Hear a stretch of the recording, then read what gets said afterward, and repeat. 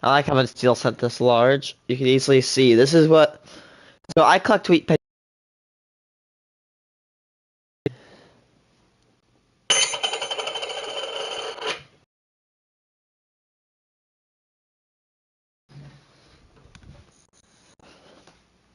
God, it's 10 o'clock right now, and I will think the best.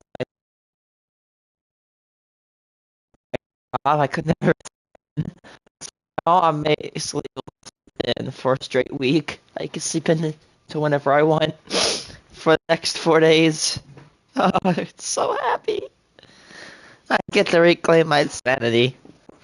And I showed this yesterday. It's a 1909 VDB recreational penny. This is what a steel cent looks like on the back. See that little letter right there? Those little letters right there? VDB. Those pennies, if you find the actual VDB penny, and it says that on the back, do not give it up, as this is a very rare penny. You cannot find these very common unless you buy them, of course. And if you're luckier, you'll find an even rarer VDB ESP mint mark penny, which will sell for tens of thousands of dollars. Strangely enough, the first year of, like, Lincoln pennies, they didn't actually mint in Denver and Philadelphia, but they actually minted in Philadelphia and San Francisco. I find.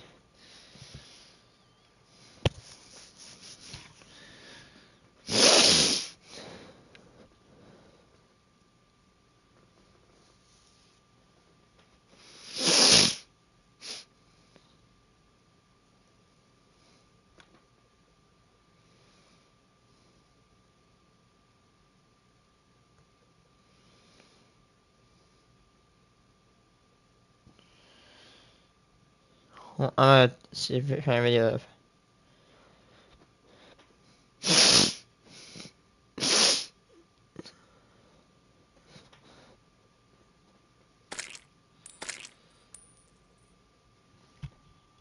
Hydrophobic club moss spores. Oh my god, I've seen those.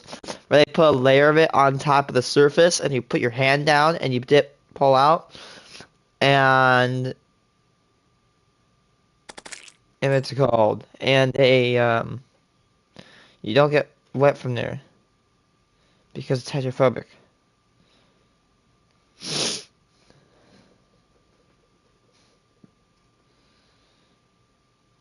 You are being poisoned by Pegasus. It's probably some Really work. No plastic waste. No harsh a viral chemicals. food compass. You are actively being poisoned and you probably don't even know it. A scientific study from the Friedman School of Nutritional Science and Policy just came out with an extremely concerning study regarding the food we consume. Keep in mind that the researchers who did this study, as well as Tufts University, is a legitimate, credible source that a lot of the world actually listens to. These are literally the people we ask, is our food healthy? The only problem is there's one power even greater than science, and that is money. So basically, Tufts University has come out with a food compass. This is like a nutrient profiling system, which basically tells us which foods are healthy to eat and which are not. It's on a 100 scale, 1 to 100 scale, where 100 is like extremely nutritious, packed with things that you need to function properly, and 0 on the scale is probably like really bad, like, I don't know, we'll give you a bunch of heart disease, cancer, stuff like that. And you'll probably lose your mind at what foods they actually rank at the top and what at the bottom, because this shows so much bias. So here we have one of their food charts, and somebody actually plotted their ratings of Kellogg's and Post cereals versus other foods. And we got Frosted Mini Wheats with a score of 87.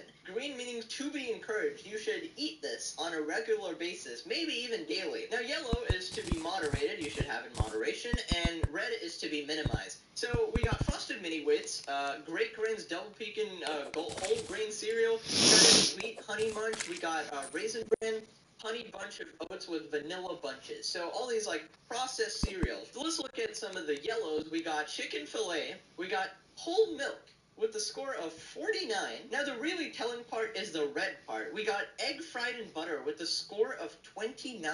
Eggs are a superfood, and egg fried in butter is a source of immense nutrients. We got cheddar cheese here. We got ground beef. Cooked ground beef with a score of 26. You're telling me egg fried and butter is less healthy than frosted mini wheats? Are you kidding me? Now, the scary part is this is basically the future of what is going to be adopted in hospitals and schools, right? So when they look to food research, right, what should we be serving our kids? They look to these kinds of studies and people like Tufts University over here. And it all starts to make sense when you realize who's actually funding these studies and who's providing them with the money. PepsiCo is a platinum member, which means they provide a lot of funding to the university.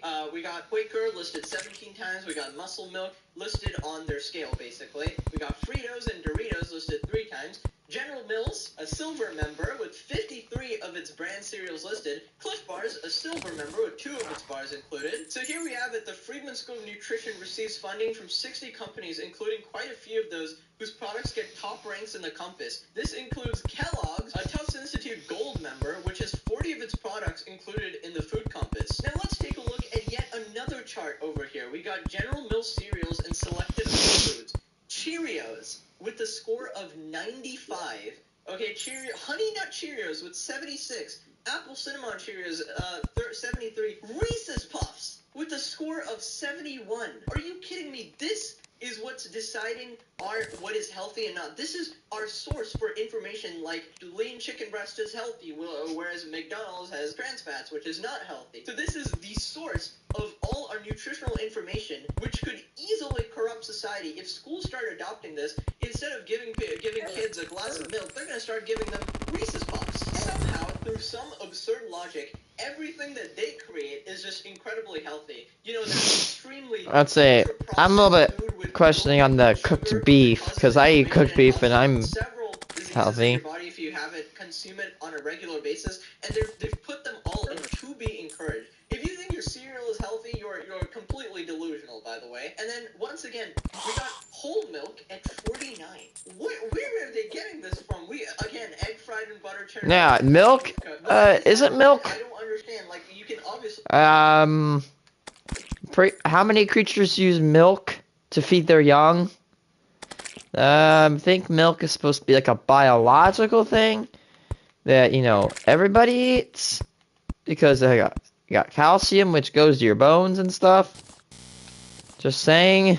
Have some problems with, like, I don't know, red meat or maybe too much butter or something like that. But to put it at a 29 while simultaneously putting Cheerios at a 95, you are insane. Eggs are a superfood. Please eat our extremely ultra-processed food and give us more money. Now, before I show you some of the other charts, which gets even more alarming, believe it or not, let's just look at the facts here. Everything revolves around money, okay? Their scientific research, is funded by these cereal companies. They literally get paid hundreds and hundreds of thousands of dollars in grants and donations from these big food manufacturing companies. So obviously, the science is obviously muddied here. You don't need to be a scientist to know that this is complete and utter BS, putting Reese's Puffs at 70, bro. Are you kidding me? They're gonna say something like, oh, all this, you know, natural foods are horrible for your health. The only way you can be healthy is eat our absolute processed garbage. Now, one of the lead researchers for the study actually was infamous for trying to brainwash the world into saying that processed foods are not actually bad for you. Sponsored by McDonald's, by the way. It is. Oh my god. Because eventually, you're... Sponsored by McDonald's, and they're like, you're not even going to know what is healthy and what is not, because you're going to be so brainwashed. I mean, look around you right now. Go to any like grocery store, anywhere, any supermarket. It's filled with stuff that's bad for you. Even like right next to the counter, there's a bunch of chocolates and candy all the time because they want you to make that split-second horrible decision for your health. You don't even have to walk like one block to see a fast food place nowadays. It's literally around every corner. Place is just filled with poison. You literally just have to pick and choose the good stuff at this point. And I know, I've been subject to this. I was eating Nutella for 10 years, bro, on like a daily basis. Here we have one of the most telling charts on here. We got Tufts University's Food Compass, real foods versus ultra-processed foods. We got textured vegetable protein at 100, almond milk, unsweetened, 95, yogurt, okay, we got chocolate milk, soy milk, alright, with 79 there. Meatless chicken, breaded and fried at 72. Okay, meatless meatball. So somehow, all the meatless stuff is at the top here. And then we go towards the bottom. Once again, we got whole milk here. We got ground beef raw. We got chicken wings. We got beef steak 33. We got egg fried and butter. They really don't like egg fried and butter. Beef roast. Okay, lean only eating 28. Lamb roast. Cheddar cheese. Anything with meat in it, apparently. And a 4. Vegan teachers taking over. And a 4. We are doomed. Society is doomed. Everything operates on money. You really think these people give a about your health? Never trust these scientific studies, especially when the science is funded by these goddamn cereal companies, bro. Turkey or chicken and beef sausage at a 2. I get it. Okay, sausage, might be processed or something, but 2?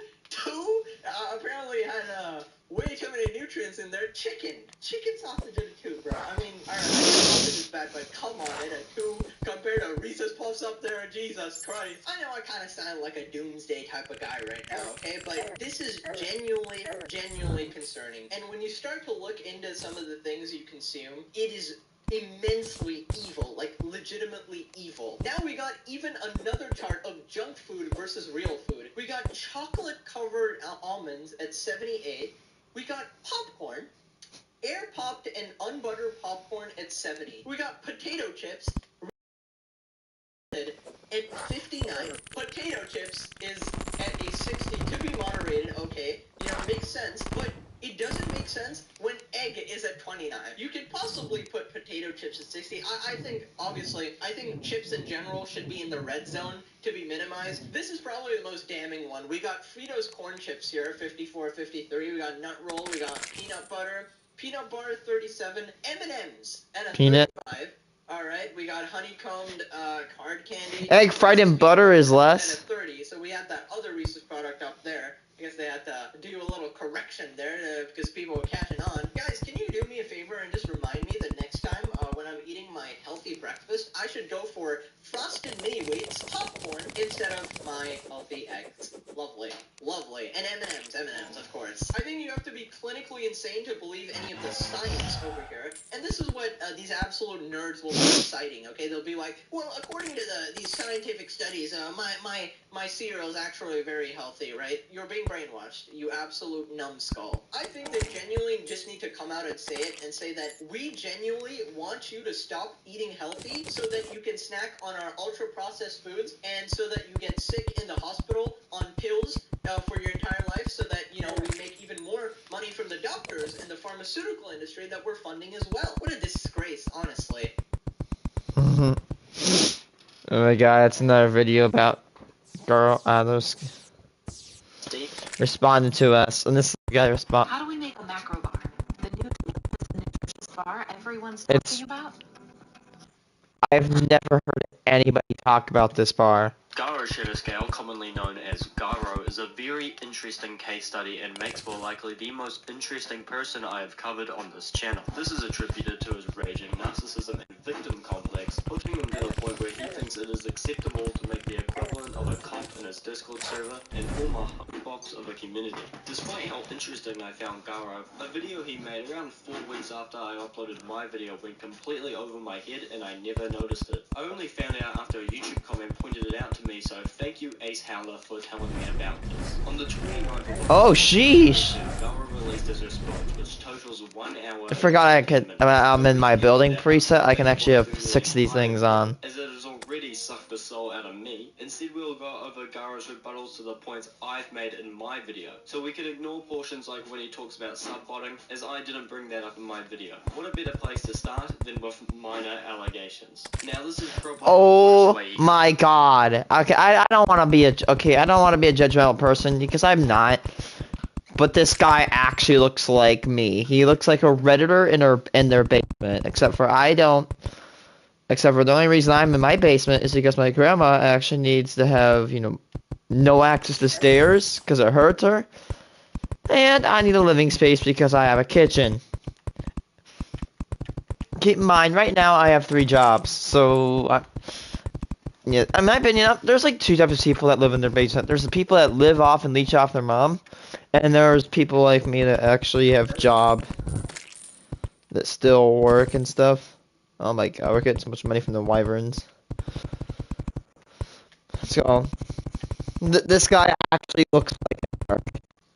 He kind of looks like a mixture of Nikocado Avocado and Francis from Boogie 218. Some I don't know if you know what I mean. This. What he actually means is when people like me and several other commentary channels have pointed out that he has a very young audience. Having a look at his channel and by viewing his content for more than a second, one could easily discern that his content is marketed towards children. Despite this, Garo claims that his audience does not in fact contain a large group of minors. He does this because if his audience were to consist of Let's see, you're playing a lot of Minecraft, which a lot of people that play Minecraft. There's a few people that let's go.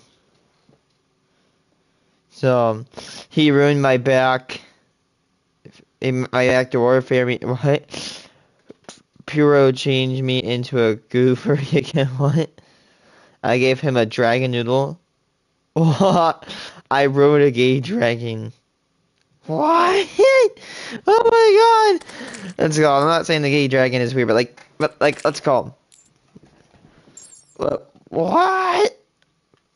Not saying gay is weird, but like, I rode a gay dragon. I don't. I mean, that's I don't even have any words. I can't do it, man. Combat this allegation, Jesus Christ. Analytics, which to anyone with any common sense can figure out that this data is untrustworthy and will not reflect his real audience. Garo is willing to die on this hill though, so I thought it would be great to finally lay him to rest, as he continually states in his video that he is the only one providing actual evidence. Garo claims that because his YouTube analytics states that only 6.7% of his audience is minors, this is more evidence and proof than anyone has provided combined, therefore it is true. Garo then makes this statement. No haters presented a single shred of objective proof or data that proves that my audience is mostly minors. You have nothing. Because we don't have access to your data analytics, dumbass. I am these haters that Garo talks about. I guess I'll have to play a lot. What's it called? Because let's say that's like me saying, "Oh, you have no proof that my audience is a bunch of minors or insert XH." You want to know that that's stupid? It's because whoever's watching my videos, you do not have my analytics, you do not have access to my data on my channel. So unless I actually release it, I never know. Which I've never been requested to release that data, so I haven't. And there's really no big use to release it because there's not a whole good amount of data. The channel is not that popular. I mean, it does have 200 subs, but it's not near as popular as other channels. So yeah. In his game and provide some research. I'll approach this in two ways. First, we'll discredit his proof. I've left some further reading and some papers on this in the description, but UK government approved regulatory Ofcom, known for specialising in broadcasting and media literacy, put out a paper on July 2022, with data detailing how various age brackets lie when setting up a social media account. As it shows, the majority, or 57% of kids from ages 13 to 15, which is around the age shown by YouTube Analytics, have their age set up on their profile as above the age of 16. As for the other 16 and 17-year-olds showed in YouTube Analytics, well, 46% of them have their ages set to above 18. Therefore, around half, or an extra 7.7%, is actually contained in this bracket here. Although this data is only accounting for kids who set up their own profile. As we read further in the paper, it tells us that on YouTube, from the ages 8 to 17, only 50 others may be using a family member's account with new content, which means that 46% of kids are actually using a family member's account or will actually be found within one of these brackets. And of the 54% of kids who have made their own profile, the majority of those kids, we'll say around half again, choose to insert a Thunderstorm in their profile. The reason they do this is obvious. It is to avoid content restriction. Oh, it's gonna be a thunderstorm. Content in itself is not even restricted. Therefore, even those kids who are using their own profile that has the correct age, which I remind you is the vast minority, are still able to view the video I rode a gay dragon. Looking at it another way, we can think about how kids would be attracted to the content in the first place. As whilst more kids are on the app than what YouTube's age data shows, this does not mean they are watching Garo's content specifically. Just to eliminate the chance of Garo going with that argument, let's quickly mention how Garo's content is marketed towards children. Throughout Gara's videos, we see a large amount of color, which is known in science to appeal to children. The games he plays have a primarily child audience, such as Minecraft, where about 68% of boys aged 6 to 8 play the game, and around 1/3 of boys who play the game regularly watch Minecraft content on YouTube, much like Gara's videos. His editing is quick and just have shorter attention spans. Really, we could be here all day, but what is very apparent is that Gara's subscribers are indeed containing a large child audience. Hopefully with that, Gara can stop saying us hating haters have no proof, and Gara will stop claiming that he is the victim here. Now, using that information, we can look at Gara's more better uploads, which contain video games that cater to an older audience. Games which contain pornography or include fetish material, which is able to slip by YouTube's guidelines. I talked about this in my other video, and this is the reason him having child audience is so dangerous. He promotes this fetish material in a very inappropriate way, and the fact that he sees no wrong in this is alarming. Next point I made that let's go. Go ahead, have a fetish, okay? Don't listen, man. I don't want to sound weird. If you have a fetish, go ahead. I mean, if it's not gonna hurt anybody else, just don't share it with people, okay? Nobody wants to hear about that. It's disgusting, and it's just inappropriate for audiences. Just don't share it, man. Keep it in your head. As my social teachers would say, keep it as a thought bubble, okay? Don't make it public. Keep that shit private, because nobody wants to see that disgusting shit. Gara would have temper tantrums to his fans of his content and DMs over ridiculous things. I showed a few examples in my video of times when Gara would interact with these viewers. One such example was when a fan DM'd Gara saying that they enjoyed the streams and gave a nice friendly comment. This was met with a rude statement shaming the individual for not appearing on streams enough to watch him. Gara's response to this was to say the reason he was messaged by this person was to apply for regular status in the server, although he didn't meet the watch time requirements to achieve such a role. If that was the full story though, let's not act like the comments Gara made weren't aggressive and trying to shame the person for not turning up at enough streams. Gara specifies that the person, quote, didn't even turn up to a full stream. And who cares? Do better and act better.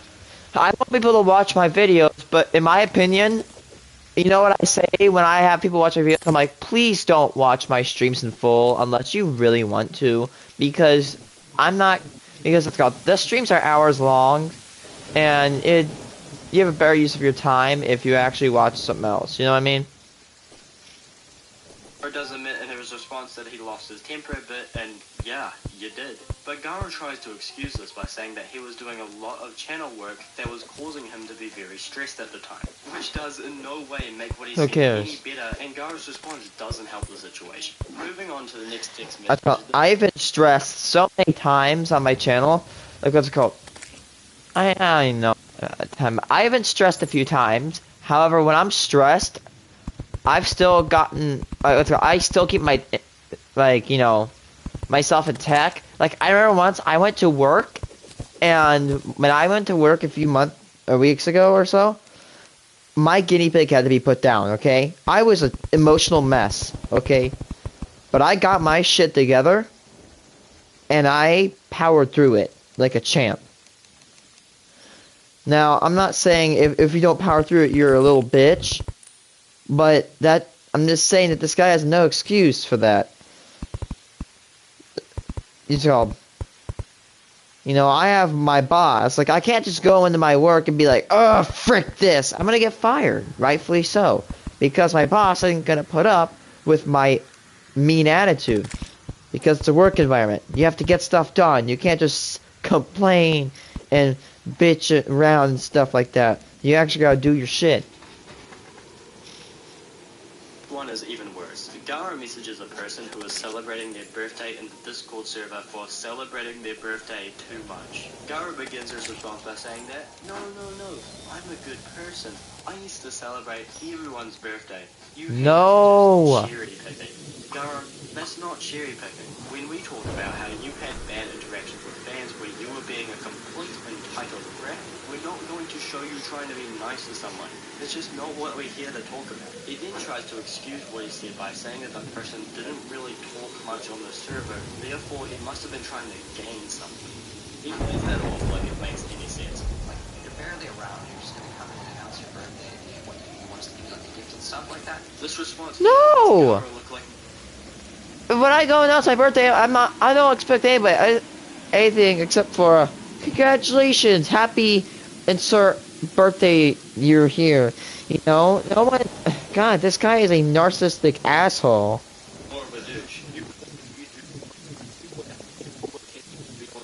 But then someone isn't allowed to talk about their birthday on the server that they Birthday. are a part of. No. Dude, if someone was talking about their birthday in my channel, I'd be like, dude, effing W. Like, what an awesome birthday. I hope you got what you wanted. You know what I mean? Like, I'd feel so happy if someone came on my server and started celebrating their birthday. Because then I get to, have fun with them. And, talk to them to make them feel happy. That's what I like to do. I like to make people feel happy if I can. I mean, let's go. I mean, I'll make you feel happy, as long as you make me feel happy and you're not an a-hole. Required to be fully active in the community to be part of it. What really strikes me here is the length Garo takes upon himself to try and justify himself in any way. He really could have just Dude, he actually looks... That's his face. This guy, I'm sorry, I don't want to be a judgmental person, but I'm going to be a judgmental... This guy looks like the biggest Sigma male ever. This guy looks like he has been cucked so many times. He looks like his cucking level is on a level of Sneeko's level, dude. I can't. I'm sorry. Listen. I have to tear into people who I think should be torn into. This guy is he looks like a dweeb. He's making himself out to look even worse by trying to justify himself here. Finally, with the DMs, we get to Garo's interactions with a moderator of his. This is long, and therefore, if you want me to explain it, I will direct you to my last video about Garo. The response Garo gave was amazing. First of all, Garo only talks about a small portion of these messages, which for someone who seemed to be so adamantly against cherry picking, this goes against everything you just said. Garo claims that because he broke what he called the #1 rule, which was no self-promotion and no advertising, he had reason to be upset at this person. A fan broke this rule by inviting the moderator to another server, a moderator who the fan had made a friendship with. This, in Garo's own words, made him very angry, because he was, quote, going after my moderators, which makes no sense. No one was going after them. They were friends. And that itself doesn't even break the #1 rule, and they didn't self-promote in the server that way. They sent a server invite to a friend through messages. Garo puts on a very pouty face and states, I was furious. Going on to say that it was also because he had built up a connection with the moderator, and that Garo's feelings. Why is that? Well, as I stated before, Garo demands constant attention, and no one else can get that attention. If anyone else does get that attention, it is from him, and he essentially virtue signals by bragging about how many birthday celebrations he gives, or whatever he tries and does. Going over the messages, Garo was a complete loser and absolutely lost his mind over this person because they interacted with someone else. Even in that portion of the messages Garo talks about, where he says, just inviting him to that server, complete loser and absolutely lost his mind over this person because they interacted with someone else. Even in that portion of the messages Garo talks about, where he says, just inviting him to that server is cause enough for a ban. But it continues saying, but the fact that you built a strong attachment with him, showing that it was this that really ticked him off and made him get this angry. And he is still angry to this day. But what happened was still very disgusting. Very horrendously disgusting. What really happened is I need to pick security threat. platforms. Therefore, he went on this unjustified tirade over a moderator interacting with a fan in a friendly manner, which caused Garo to feel challenged. You call me the manipulator? That's funny. That's really funny that you call me the manipulator. If I was so manipulative... Oh my god, there's vortex stuff. I must say, whilst this video may be longer as hell, Yeah, look, and that's I a wish I could go over so much, at the same time, so much of it is just paranoid rants, where Garo... everyone's trying to manipulate him and steal from him. It's actually kind of entertaining to just watch a delusional person attempt to shift the blame. One thing that I will mention, just because this is hilarious, is this clip. In fact, I was narcissistic. Why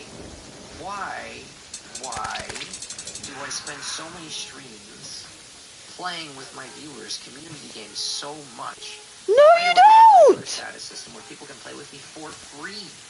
No, you don't! Pay for to play with you. Narcissistic thing to Holy say you're not shit! narcissistic on the basis that you're such a great person because you do something that is nice. In Garo's response, we see this repeating pattern of him being humble, bragging about something he has said or done, despite him claiming that he is anything but a narcissist. So actually, I've hugged a lot of people without them having to spend, because I just love giving hugs. I'm a very affectionate No. Stop the cap. Stop it. No, no. I smell cap. On one side, Garo claims he is such a nice, humble, caring person. Don't be narcissistic.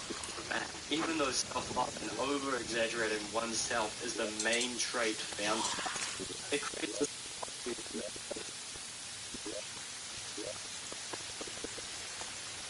Last but not least, Patreon. Now, this is the funny one. Basically, what happened was Garo had two very expensive Patreon tiers at $250 and $500, which would offer very, very little of value for the prices that they were giving. These tiers would offer such basic benefits as a VR chat hug and a single Discord message. Garo claims that people paint the scenario as these two only ones available on his Patreon, and not showing the fact that he indeed has cheaper tiers, which for some YouTubers may be the case, but I myself can say that I did the exact opposite, and in fact showed the cheaper tiers directly on the screen in my video. Unsurprisingly, Garo defends this by saying that the Patreon is a creator support platform, and people are free to give them money for the tiers if they so wish, which is true, although we as creators ourselves are allowed to criticize these prices and what people are getting out of it as a reward. So when Garo said, tell me how to price these things, we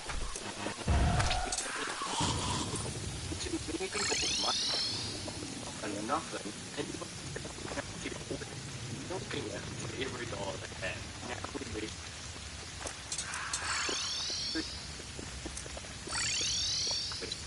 what has been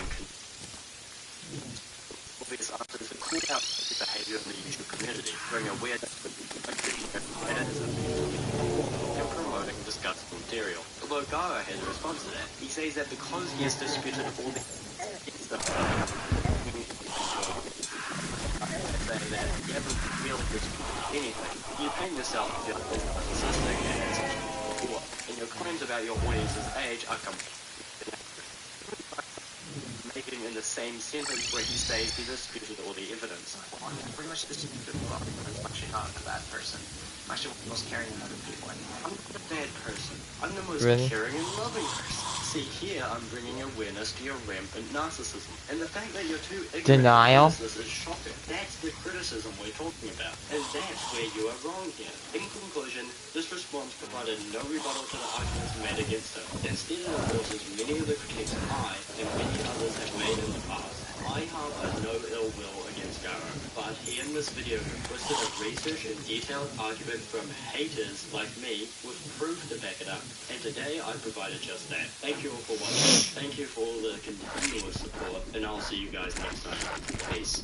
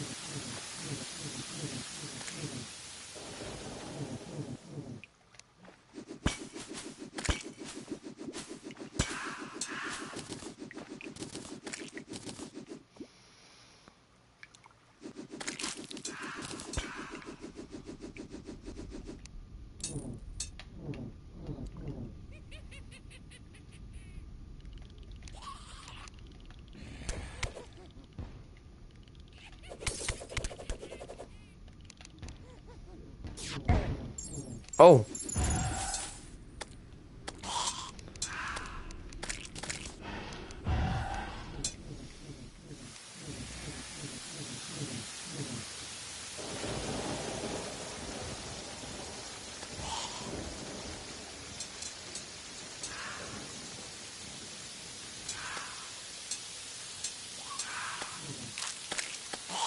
The worst subreddits. My last video was just scratching the surface. You thought subreddits were weird? Subreddits started with r/cocaine. They really just making a subreddit. It's a hell of a drug. Is this normal? r/cocaine, my guy. Dude, look at your eyes. Your eyes are yellow. Your eyes are the color of my. You are dying. This is not. Well, you are dead. Your liver is malfunctioning. I don't think I can show the subreddit on YouTube, but I'm just gonna go out on a rough estimate and say that everybody that's volunteered on this subreddit is gonna be dead in the next 15 years. r/political NSFW. Here they just talk about the female politicians they want to have sex with. This is your brain. This is your brain on specific adult content that I cannot specify without getting demonetized. This sub got me into finding AOCs attractive, and I haven't been able to stop nutting during since. Oh my god. Holy shit. Creepy ass dude. Someone get this guy some Soylent. Hey, where's the Soylent at? This changes everything. Speaking of Soylent, I went up to r/Soylent, and it was a lot worse than I thought. These people are in a genuine cult. Is 100% Soylent a thing anymore? Bro, is this satire or is this serious? Thinking about going 100% Soylent for 100 days, only to replace food. If it wasn't for eating out at restaurants or cooking for friends, I've been 100% milk chocolate Soylent for years. You're a farm animal. You know how, like, you feed pets the same thing every day? It's like every day the baseline, I give my dog some kibble, you know? But I might give him some meat every now and then as, like, a treat. I feed my soy boy Soylent every day, but, you know, as a treat, I might take him to Applebee's. Alright, you know what? I'll skip you the post on Reddit. Here's what would happen if you did 100% Soylent for 100 days. Here you go. Political NSFW subreddit. VP Ilk. What is a VP Ilk? What's next? The VP Ussy? I feel like quite a few VP things must Ussy. have gone wrong for this subreddit to exist. Now, would it surprise you if I said this, by far, is not the weirdest subreddit I've seen? If I were to say the weirdest subreddit I've seen, it's r/illegal life protest. How is this subreddit even up? The subreddit is basically about how to break the law for your own benefit to significantly improve a person's life. That's why the first post is how to find a sex worker. What? How to money launder thousands of my illegally obtained money with Apple Pay. Step 1. Make a post on the biggest public forum on the internet. Either the people posting on this are FBI agents who dox the people who reply, or some of the dumbest people I've seen. I mean, it's said to help people, but I just see people wanting to do genuine malice. I mean, I could rob a bank and say I need the money for my own benefit. I feel like any illegal activity is for the perpetrator's benefit. Why else would you do an illegal activity? I mean, when was the last time you heard a headline like, man robs bank and donates all money to the local children's hospital? No, officer, you don't understand. I molested the girl for science. It's Oh for my science. god. It's for the benefits of all of humanity. Why are these handcuffs on me? Okay, let's go back. Oh, AOC is a walking dare performer. She looks like she's from a Stone Toss comic, bro. This one isn't so weird compared to the other things. It's still weird, and people in general will agree that it's weird. r/furry. I wanted to bring this up just to prove a point. So every time I make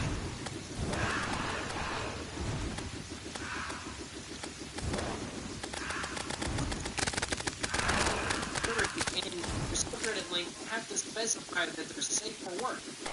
If it's not a sexual thing, why do you have to specify it's safe for work?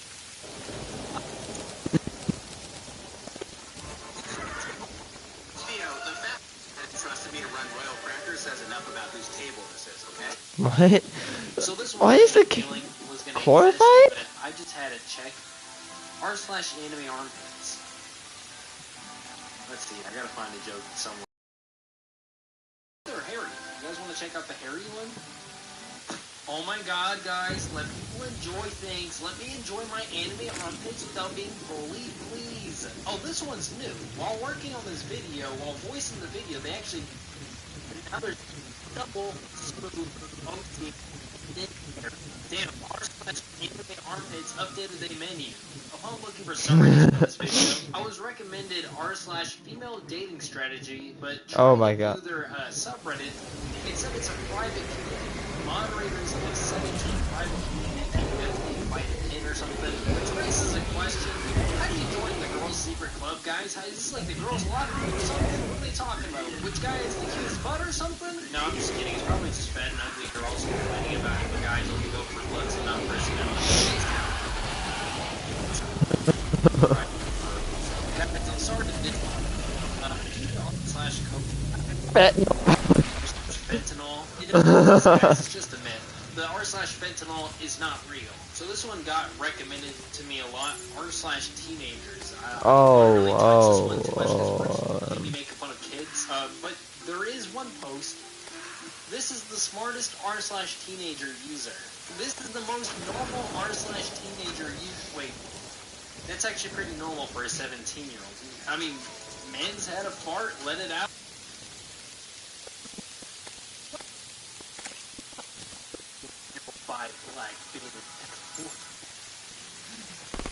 Nice! Eminem. The only interesting thing about me is that I listen to Eminem.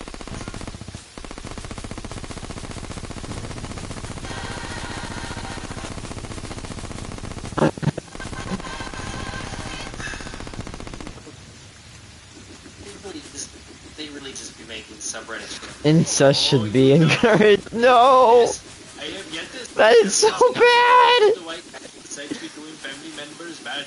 But you see, when family member put pee in the other family members' vajayjee, it creates a retarded baby. How is it to clean a bodily fluid off of a puma? r/105. I found out about the subreddit on Twitter. This is embarrassing. I decided to check it out. This makes me think if Reddit is just even more of a cesspool. This is the subreddit that takes Listen, man, when I go on Reddit, I'm only going there for like the gaming communities, or maybe like the coin collecting communities, or maybe like the okay communities, like I don't know what other communities I like besides that, but not this shit. Oh my god. off of Twitter, so r/atheism. check it out for the video. This is it. This is Oh my god.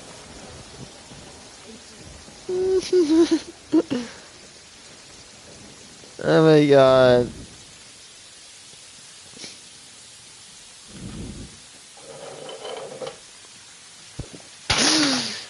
Oh. I can't drop my remote that much because the floor is tile.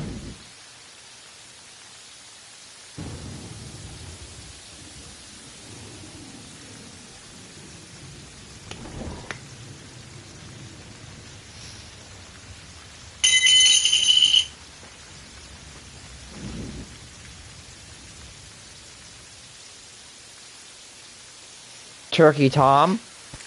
One of the groups the internet loves to cringe at the most, and one of them cringing at for decades at this point, is furries. What started as a minuscule fandom dating all the way back to the 80s has grown considerably in the digital age, with the largest in-person convention, Midwest Fur Fest, garnering 11,000 attendees. And people have taken notice. Most of the mockery is in good fun, and the general sentiment seems to be live and let live. That consenting adults can be a little eccentric if they want to, but it's no secret that its fair share of scandals over the years, which it has garnered considerable attention for. Names like hypnotist Sappho and Hero the Wolf come to mind. Many of these scandals have involved furries being exposed as zoophiles or zoosadists. Oh god, I hate zoosadists. Or Celia.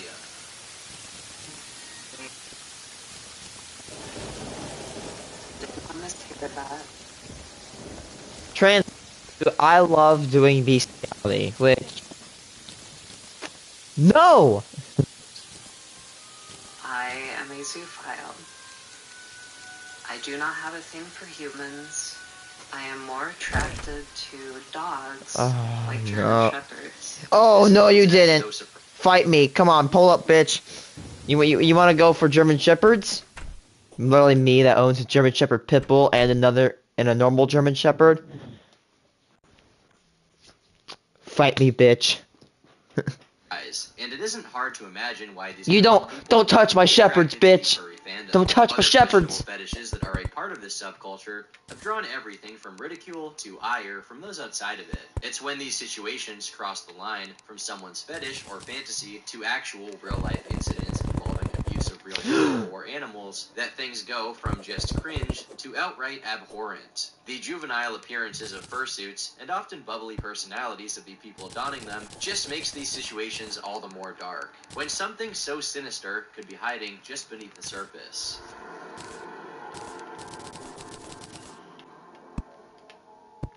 But before I go any further, this video is brought to you by today's sponsor, Bespoke Post. Before dozens of conventions. I have no problem with furries as long as you don't like do anything that harms others. Sure, go ahead. I mean, it's not for me, honestly. I think it's kind of cringy, but whatever. Not my thing. That's how I view it. I'm not interested in it. Yeah, there's a furry-specific Wikipedia, if you can believe that, contains a description of his Cord Kitty persona, the backstory of which has also been illustrated in a comic. Cord Kitty was originally a human male named Chris. Chris was cursed when he ran over a cat during a drunken after-party drive. That unnamed cat had a karma spell which cursed Chris. The spell made Chris have to become Cord Kitty. With no memory of her previous human form, Cord's personality is playful, curious, cheeky, and sly. What? On his YouTube channel, which boasts 11,000 subscribers, he started uploading videos of fursuit dance competitions as early as 2013, some of which have hundreds of thousands of views. However, his interest in both furry conventions and dance competitions wouldn't end in just being a spectator. He was eventually able to scrounge up enough money to commission a suit based on his persona, which he donned at Anthrocon 2014, and looks like the offspring of the Monsters Inc. Yeti and Ori Chef. Using this costume, he went on to compete in dance contests himself, totaling 30. And to this day, he still uploads videos of himself dancing to Skrillex, with unbecomingly tight jeans. Oh my god. Holy cow, what are you showing me? He started making serious waves at conventions, though probably not in the way he intended to. You see, Cord is something of an anthropomorphic Renaissance man. He not only dances, but also composes and sings music, as seen on his Bandcamp page. He even produced a few songs for a fursuiter musical, which was performed at Biggest Little FurCon 2018. There's a video of the nearly 1 hour-long performance, again, on his YouTube channel. Anyhow, back in the day, he performed the Stinky Fursuit song at Midwest Fur Fest 2014. The title speaks for itself, referring to those furries who don't have the best hygiene practices. But in the comments, we actually see someone accusing Cord of the same thing. Take your own advice and clean your suit, Cord. Could it be that he was the stinky one all along? It turns out that he was getting a lot of complaints about an odor emanating from his suit. At Fandoms United 2015, someone left a note on his door with an arrow pointing to his name, just saying stinks. And attendees of other cons took to Tumblr to voice their grievances. I saw Cord Kitty's suit at Further Confusion 2016's Headless Lounge. They were airing it out this last weekend, and shudders. That thing stunk so bad that nearly everyone was shoved up against the other side of the room. The poor thing was unbrushed and grimy to the max. I really wish the suit was washed beforehand. Different Anon, Cord Kitty's suit is fucking disgusting. He never washes it or brushes it. He was at Rainforest and it smelled so horrid. Whoever said that the one picture that was submitted was a bad picture doesn't know the truth. I avoided him at all costs during that con while in the suit, because I was debuting my suit and did not want him to hug me. Cord seemed to have taken notice of these allegations about the stench. People are popping up saying my suit does indeed smell at cons. This is extremely disturbing to me. I've already utilized all the advice. Someone just told me that one daily shower every morning isn't sufficient to smelling good at a furry con if you're a fursuiter. True? My fursuit popped up on Dirty Grimy Fursuits Tumblr again. I suck at drying my fursuit at cons. Makes a smell. They assume it's uncleaned. Uh-oh. Stinky. Yes, stinky. Crafty. Insanity-inducing levels of rancid if he couldn't meet the hygiene standards of a bunch of Oh my god, my furries. friend. This guy is the real-life Michael Afton, literally rotting inside of his suit so bad that even cleaning it properly can't undo the putrefied stink he's going on. This relatively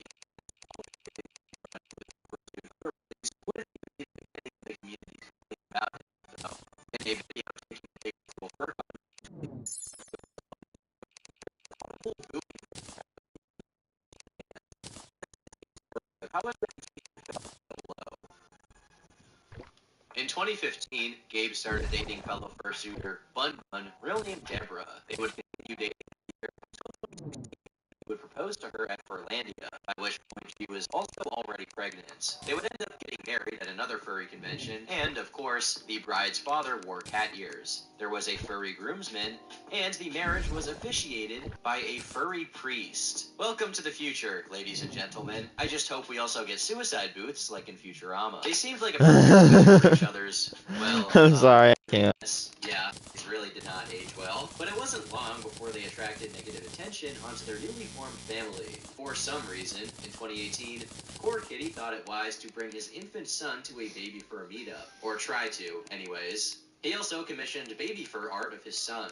Or I should say, the fursona he made of his son. For you to grasp Oh, why this is a no. big problem, you need to fully understand the context What of was the I gonna... situation. Oh. So, if you've managed to be lucky enough to get through your life until this point without learning what a baby fur is, then allow me to ruin that for you. Baby furs are furries who roleplay as babies, or very young toddlers. On the sexual side, this subculture has overlap with ABDL, or adult baby diaper lovers, since they fetishize Oh my diapers god. and, all the things that happen within diapers. There's inevitably a connection to age play and, yes, pedophilia, such as Oh my sexualized god, images of why are young people animals. weird? So, safe to say, bringing an actual baby to a baby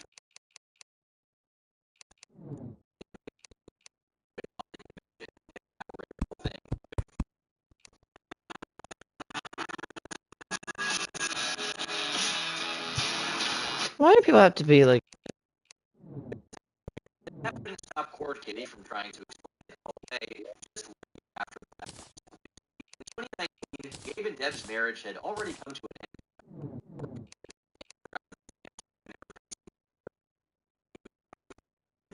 end, among other things.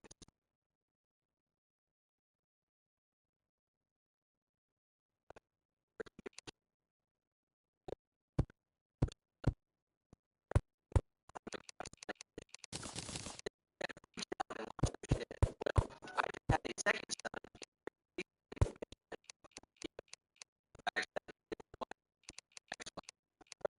a multitude of births, and intends to bring his other son to more. Furry convention, don't bring the kids. Brought Okay, bring your kids. California 2017, Paw 2017, FC 2018, Vancouver 2018, TFF 2018, and BLFC 2018. We intend to bring him and my other son to a bunch more cons because there is nothing wrong with it. I don't understand this helicopter parent mindset where it's my responsibility to protect him from seeing any and all things that don't seem Judeo-Christian enough. TLD. No comment. Don't bring kids into fetish groups thinking it's okay. Baby fur isn't a fetish group. It's people who chose a baby fursona. Yes, they have their weirdos and It pedo bears, is a obviously, but it is fetish possible to group. be a baby fur and not be into baby rape, just like it's possible to be a furry without being into animal rape. But on to the question at hand, which someone asks, why did you get caught trying to take your baby to a baby fur panel a year ago? He responds, the hilariousness of seeing the faces of the baby furs and a real baby showing up would be priceless. Though, I understand the average furry assumes that all baby furs are pedophiles who rape babies. I still Oh think my it would god. be hilarious to see the faces of those baby furs if I brought my kids in. That'd be so funny, but I scratched the idea when people started posting about call CPS. There is literally absolutely nothing wrong with taking my kids to a baby fur room party. You just assume they're all pedophiles because of bias. I've been saying this for years. Baby furs are to furries as furries are to non-furries. They're needlessly mocked and accused of being fetishists, which only intensifies their tribalism. I'm not trying to white knight baby furs, I'm just telling the truth. You're not trying to white knight baby furs? Could have fooled me, since you're so adamant about the fact that they totally aren't fetishists. When I mean, come on, bro. He was even following multiple baby fur They accounts on are the internet at the fetishes. time, specifically not safe for work cub accounts. Oh, Which are useless, that's the worst fun. thing ever, by the way. So he was obviously playing dumb about not knowing the true nature of what he was trying to involve his son in. He then switched narrative Dude, what if it later traumatizes him? 2020 when he posted again to claim he never intended to bring his son in and it was all a joke. You were literally going to physically take him into the baby fur event as part of the joke. Man, I have no recollection of typing that. Damn, I embarrassed myself. Oh well. Well, I sure screwed up. Look, guys, I'm sorry about this. I have absolutely no recollection of typing that part. Gosh, did I fuck up. But, important to note, the fact still stands, I never tried to bring my son to a baby fur party. I never went to the party floor. I didn't even watch him during that con. My ex did. I've been protecting him from danger. I do all the things a parent ought to do. I cover the outlets. I never leave him with strangers. I've never brought him near any dangerous situations at any time. I never tried to bring him near any baby furs. And I never even talked to any baby furs at BLFC. Ask anyone that was there. But no one's accusing him of trying to bring his son to a baby fur meetup at BLFC, because that took place May of 2018. His tweets about bringing his son to the meetup were in January, during Further Confusion 2018. I hope you've memorized the names of all these different furry conventions by now. They will be on the test. His mysterious motives for defending this obscure subgroup of furries became a little clearer when we look at a couple clues he may be a baby fur himself. Well, I guess it's hard to call them clues when it's really him just proclaiming it from the rooftops. Degeneracy deepens? Oh no, bro. He performed a musical skit called Crinkle Wag, crinkle referring to the sound that diapers make when you walk around in them. He remarked about it on Twitter. I've been super disappointed that after making a baby fur rock song skit 5 months ago, I haven't received a single comment from any baby furs. Someone remarks, maybe that is a good thing. We all know how Fur Affinity treats that side of the fandom.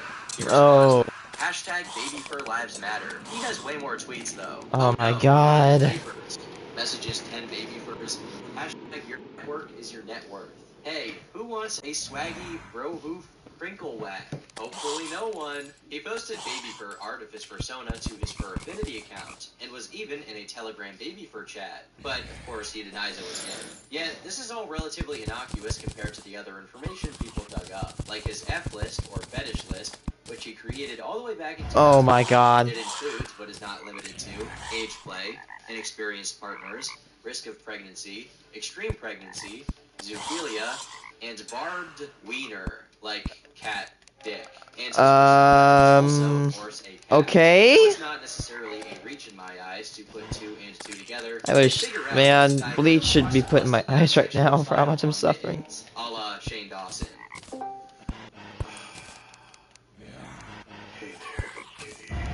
Meow. Meow. Wait, what? Meow. The inclusion of age play further suggests he's into baby fur material, which makes this situation with his son all the more disturbing. Even in the perfect scenario, where furry conventions are a totally innocent activity for people who just like pretending to be dogs, for you, it's a fetish, and you probably shouldn't bring your infant children into your fetish. Just a suggestion. Hi, I'm Will Bales. And I'm Alex Bales. Together, we engineer crazy fighting robots. That's actually pretty cool. Suggestion. A lot of incriminating facts were exposed in the wake of the custody battle, as both Gabriel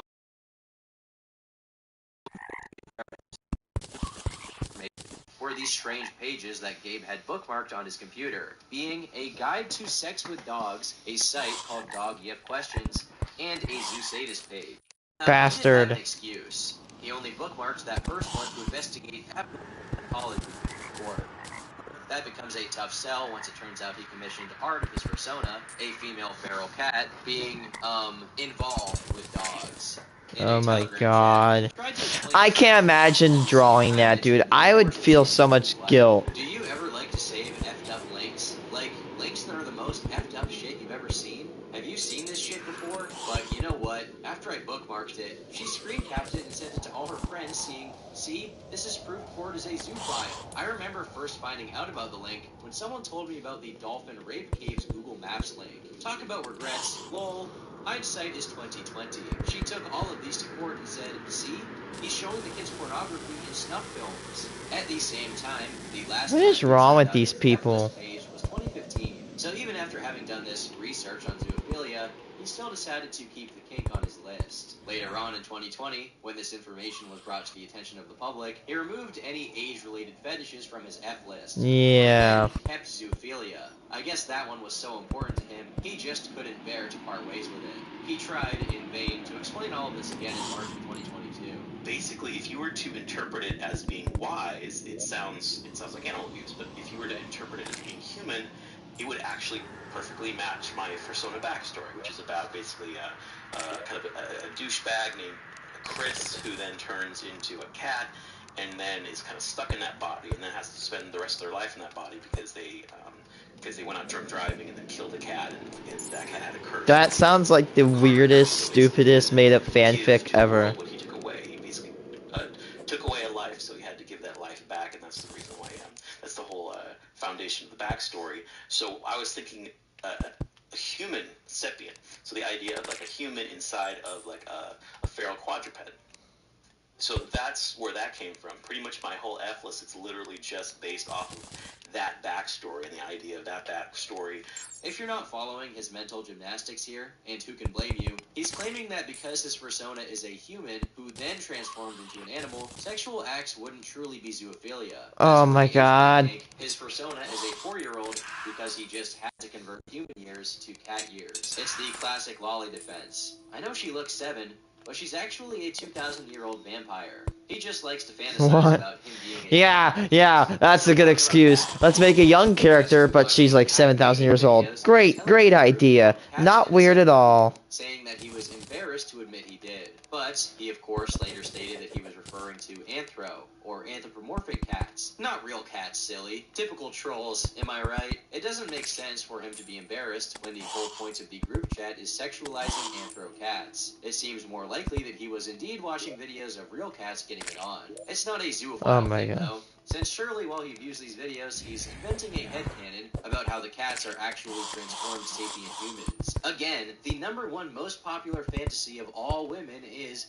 to be raped. This is according to Manish Janda, an associate professor of psychology at Old Dominion University. True. If fantasy is intent, then that means most women are into being raped. You must. That is so effed up, intent, man. Then that means 1, most women are into being raped. 2, I am into fucking cats. Both statements are equally false, because fantasy is not intent. Okay. Fantasy is simply an idea which turns someone on. You know for a fact that most women are not into being raped, so you must conclude that I'm not into fucking cats. If this isn't copy pasta worthy, I don't know what is. Of course, he missed the fact that rape fantasies are just Oh my god, copy pasta. Fantasy, meaning the majority of women don't have them. But even if what he was saying was true, most women don't commission art of themselves being raped. Yet he commissions zoophilia art. What are we supposed to make of that? In another chat, he mentioned This guy is so messed up. Video, leading some to question whether. Yeah, I'm just gonna get off that train. Oh shit, I just destroyed something.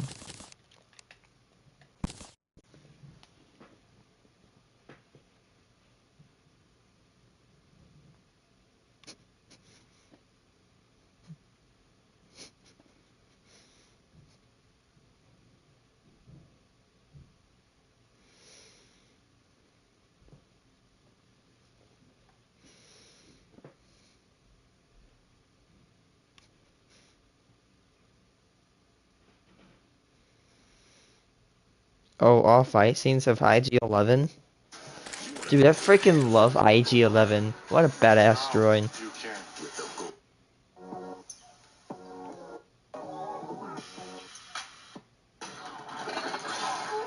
Boom.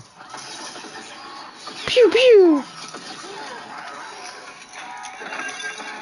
IG unit, stand down.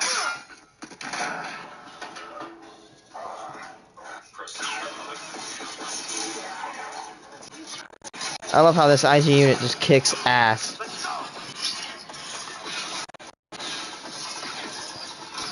I like how it goes pew pew. He's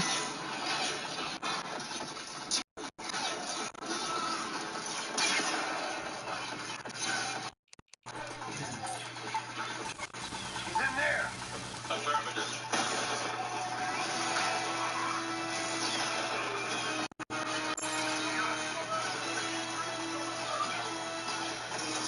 IG units are so cool. Whoever filmed this scene needs to get a raise. I love IG units. They're so badass. I'm sorry, I just love how I just love how they literally go like this. They go They go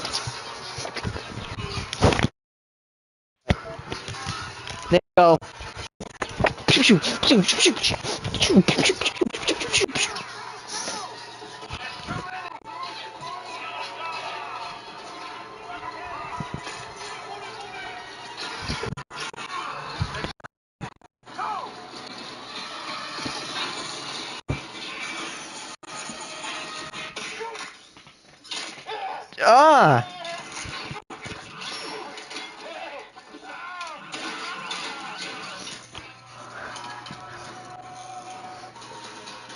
Forgot how bad he messed those IG units up. Or not IG, but he messed those stormtrooper scouts.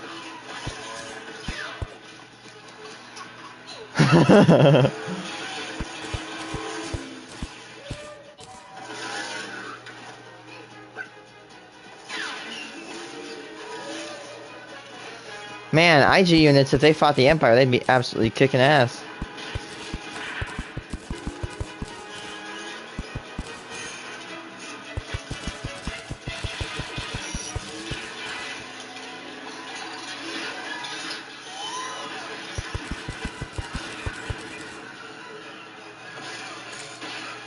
Oh my god! I forgot how much this guy kicks ass.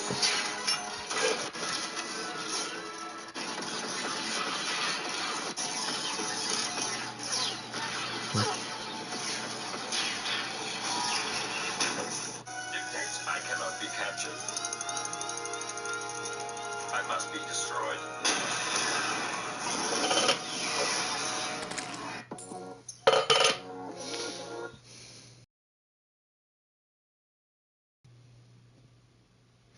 God, this guy thought the same thing as me. Can we all appreciate how awesome it is to see, how badass it is to see an IG unit kicking ass live action?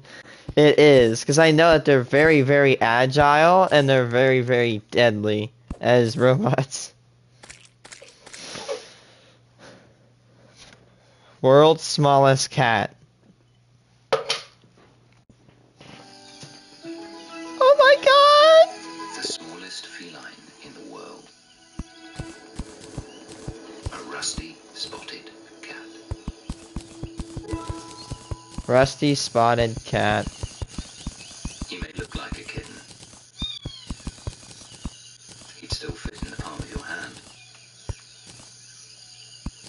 But this little male is very nearly fully grown.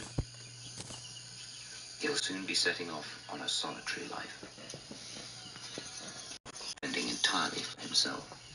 Oh, spot. These little spots are cute. I love those spots. I dig them.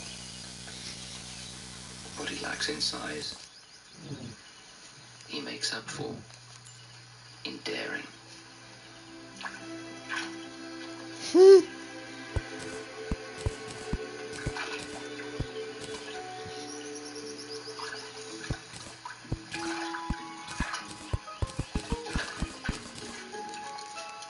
Young cats are born curious. It's how they learn about their world.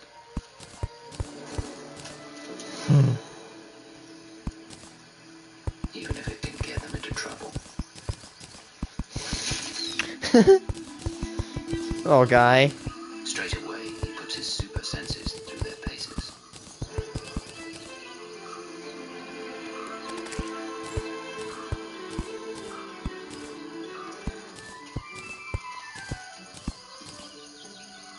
His eyes are 6 times more powerful than our own, and sensitive to the slightest movement.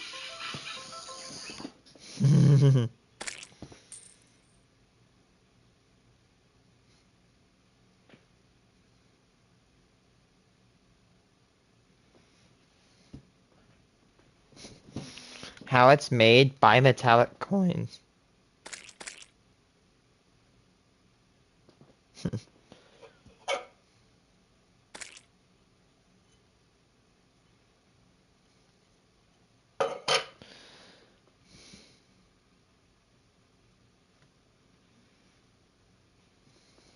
One of the groups the internet Let's go. So, bimetallic coins. Dude, I love bimetallic coins. Bimetallic coins. Bimetallic coins are pretty uncommon within the United States, but they are common in other parts of the world.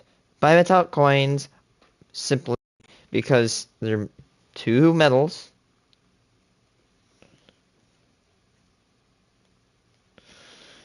Bimetallic coins are made of 2 or more metals. that are obviously or visibly shown. They are found in Europe. There's a lot of them found.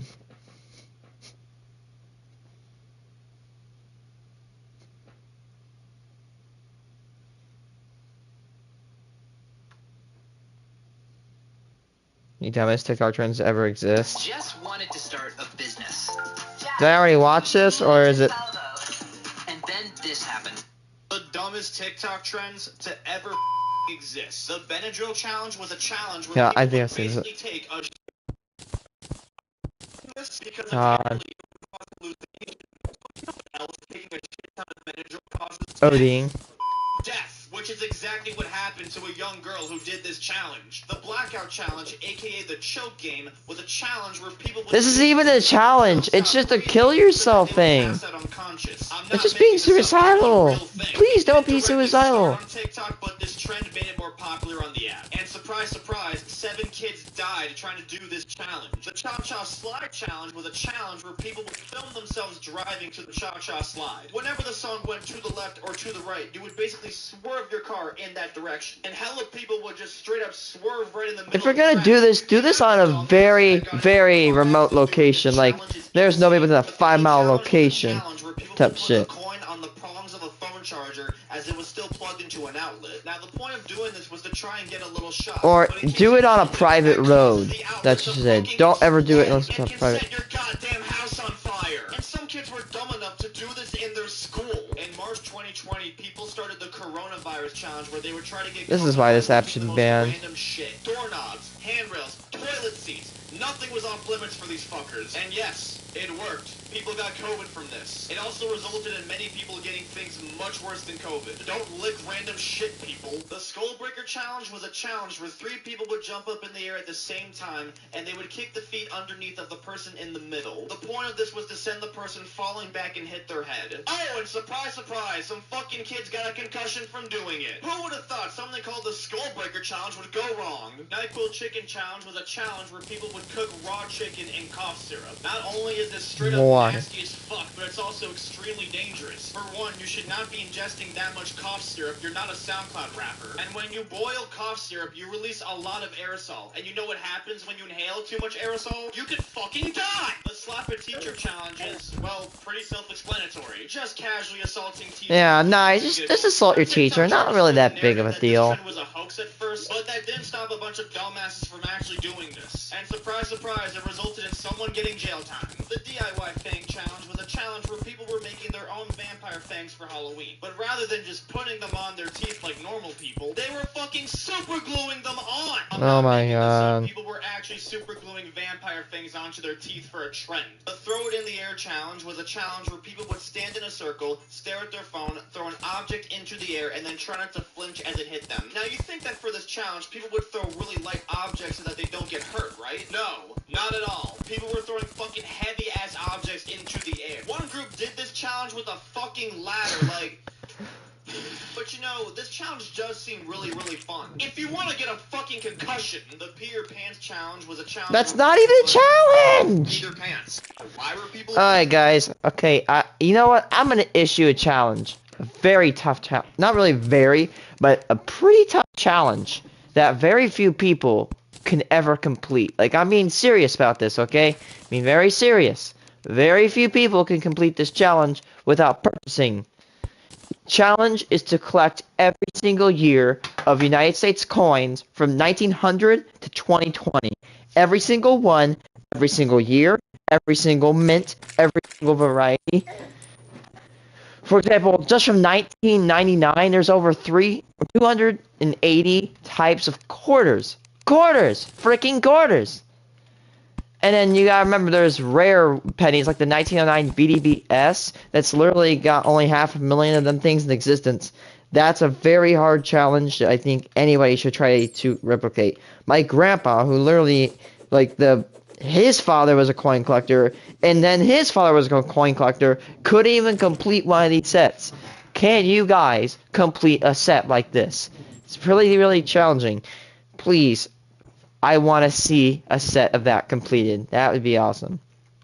I have no fucking idea. The poop challenge was a challenge where people would take their poop and then Nah, bro, I'm skipping this one. The fire mirror challenge was a challenge where people would put a flammable liquid onto a mirror and then set it on fire. And apparently doing this would make the fire create a really cool shape. Ah, yes, a trend where young children set a fire in their house. Nothing could possibly go wrong from that. No, nothing at all. The hot water challenge was a challenge where people would literally pour boiling water. I work in the fast food, not fast food industry. I work as a dishwasher. I can tell you, I've burnt myself with water before. It hurts like a bitch. It stings. I think everybody's been burnt with water. But water, when it burns, that shit sucks because what it does, it gets on your skin, it spreads and divides, and then it basically hurts like a mother effer. I mean, please don't do this.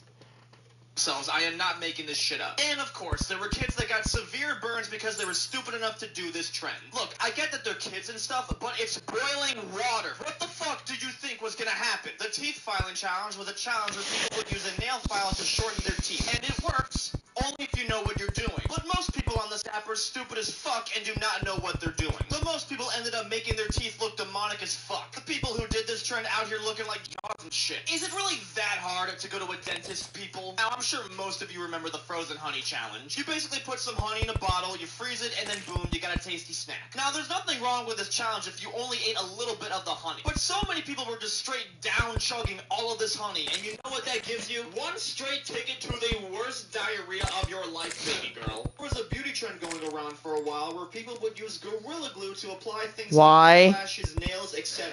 And some people were dumb enough No one's ever told me that, but I figured that. hair. That's all. No one has ever told me that Gorilla Glue was ever dangerous, right? Like no one's ever said it's dangerous. But even me, I could figure out that's not really something you want to put in your hair because the liquid would divide and it would spread on your hair and then solidify and combine said hair into a single effing mass. Oh, those frogs just got their lives saved. Oh my god. You know, a place where you kind of shouldn't put fucking Gorilla Glue on. That label on the bottle telling you not to put the shit on your skin for a reason. It's an extremely strong adhesive that's meant for things like stone, wood, and glass. It's not a fucking beauty product. Another dumb beauty hack trend was the face wax challenge where people would put loads of wax all over their face and then peel it off. Now, in general, there's nothing wrong with waxing your face. It's a great way to get clear skin. But this shit was so over the top and covered your entire face, including the eyes. Not a good idea. Your skin is pretty easy to peel off, and I'm sure you like it on your face where it belongs. Another dumbass beauty hack was one where a bunch of wannabe Kylie Jenners put erection cream on their lips to make it more puffy. And while it does technically work, it's a very stupid thing to do. It's called erection cream and not lip filler cream for a reason. Experts say that doing something like this can cause pretty serious side effects, such as soreness, swelling, blisters, fluctuations in blood pressure. Oh, and how can I forget? Fucking heart problems. Nutmeg challenge was a challenge where people would eat high amounts of nutmeg because apparently it would get you high. Now, why is doing this such a stupid idea? Because eating that much nutmeg can cause very serious health effects, such as seizures, organ failure, and fucking death. There was a trend where people would do POVs of being Holocaust victims. Oh my god, screw these assholes. They don't even have respect for. This trend got so popular that it got its own genre name as Trauma PORN. People, I cannot make this shit. Oh my god. I can't believe I have to say this, but one of the most gruesome and tragic events to ever happen in history is not fucking POV material. And how can we forget the milk crate challenge? The challenge where people would try and climb over a pyramid of milk crates. The people doing this trend were practically begging to get their necks broken. Milk crates are very weak and extremely durable. They're not exactly designed for people to walk on them. The amount of people that actually got themselves injured from doing this fucking trend is not even funny. TikTok literally had to ban all of the videos and the trend because of how fucking dumb people were being. For the fire trend, people would put a flammable liquid on their body and then set themselves on fire. Now, originally... I think I said this on stream. I only watched this video one more time, until probably a few minutes. Yes. Yes and no. This is safe. Yes, if you put methane bubbles on your hand, and you do it very, very quick. There's that frog again. If you do it correctly, under somebody that actually has, talent within the field, like my chemistry teacher, you can get a really cool little effect. However, you mess it up, you can actually give yourself third-degree burns. I have lit methane bubbles on my hand, and I have gone and I fired off my hand, and it barely felt like anything. That's because the guy that did it was actually graduated in the field of chemistry. That's it. Simple stuff like hand sanitizer, and if you know how to do it right, it can make a really cool trick. But people on this app are being fucking stupid and using liquids like gasoline. Now you're probably thinking, oh, there's no way people were dumb enough to do that. Gasoline. Oh, no. People were dumb enough to do that, sweetheart. Why would they use gasoline? It's a chemical engineered to burn. I mean, alcohol, chemically, alcohol loves the burn, but still, use alcohol over gasoline. Trend where people would mix jelly, hand sanitizer, bleach, and shaving cream in a Ziploc bag. Okay, I know I say this a lot, but as a person that, again, works in the dishwashing industry, I've recently learned this, but bleach can combine to make a plethora of awful, nasty, disgusting chemicals, man. When I'm saying this, like, if you mix bleach and ammonia, it reacts to form chlorine gas. And chlorine gas, it's basically like mustard gas. It gets in your lungs, and I don't even want. I think it even it pulls up blood within your lungs, and you drown in your own blood. It's a shitty way to die.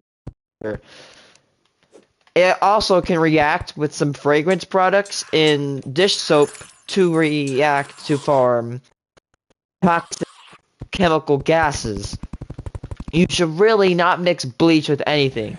Like nothing that mixes bleach are okay except for water. And the thing is, if you know how to professionally do it, if I'm not wrong, take it with a grain of salt. Do not go off my advice alone. If you add about 4 drops of bleach to 1 gallon of water, it should purify it. Do not take that alone. So how much bleach does it take to purify water? A gallon of water. 4 to 5 drops of liquid from the Utah government chlorine bleach, or 16 drops of liquid chlorine bleach if the water is cloudy. If it is under a fourth of a teaspoon of water, or just a teaspoon of bleach. Just a teaspoon of bleach disinfects 5 gallons of water. So basically, how many drops are in a gallon?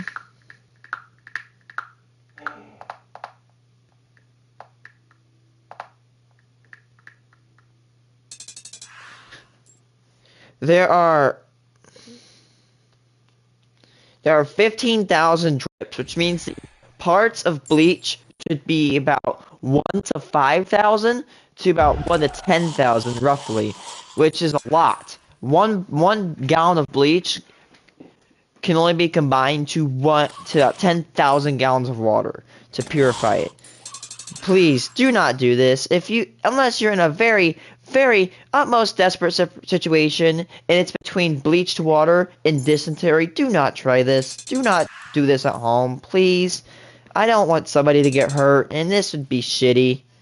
To their eye, thinking that it would change their eye color. And people just use contact lenses. Now, baby girl, I hate to break it to you, but a bunch of random ass items from CVS does not change your eye color. The art of fractal wood burning had its own trend on TikTok for a while. This is an art of designing wood that uses a very high voltage tool and should only be done by professionals. Because if you fuck up, there can be very bad consequences, like setting your house on fire, which is exactly how multiple people who tried this died. Kia Challenge was a challenge where people would break in. That's not a challenge. People would post themselves hot wiring a car and then taking off with it. And for some reason, people were specifically stealing Kias and Hondas. This fucking trend alone caused Kia and Honda thefts to skyrocket over 2,500%. Committing auto theft for a TikTok trend. Are you fucking kidding me? What the fuck is next? The rob a bank challenge? And how can we forget the devious lick trend? This lick is cancer.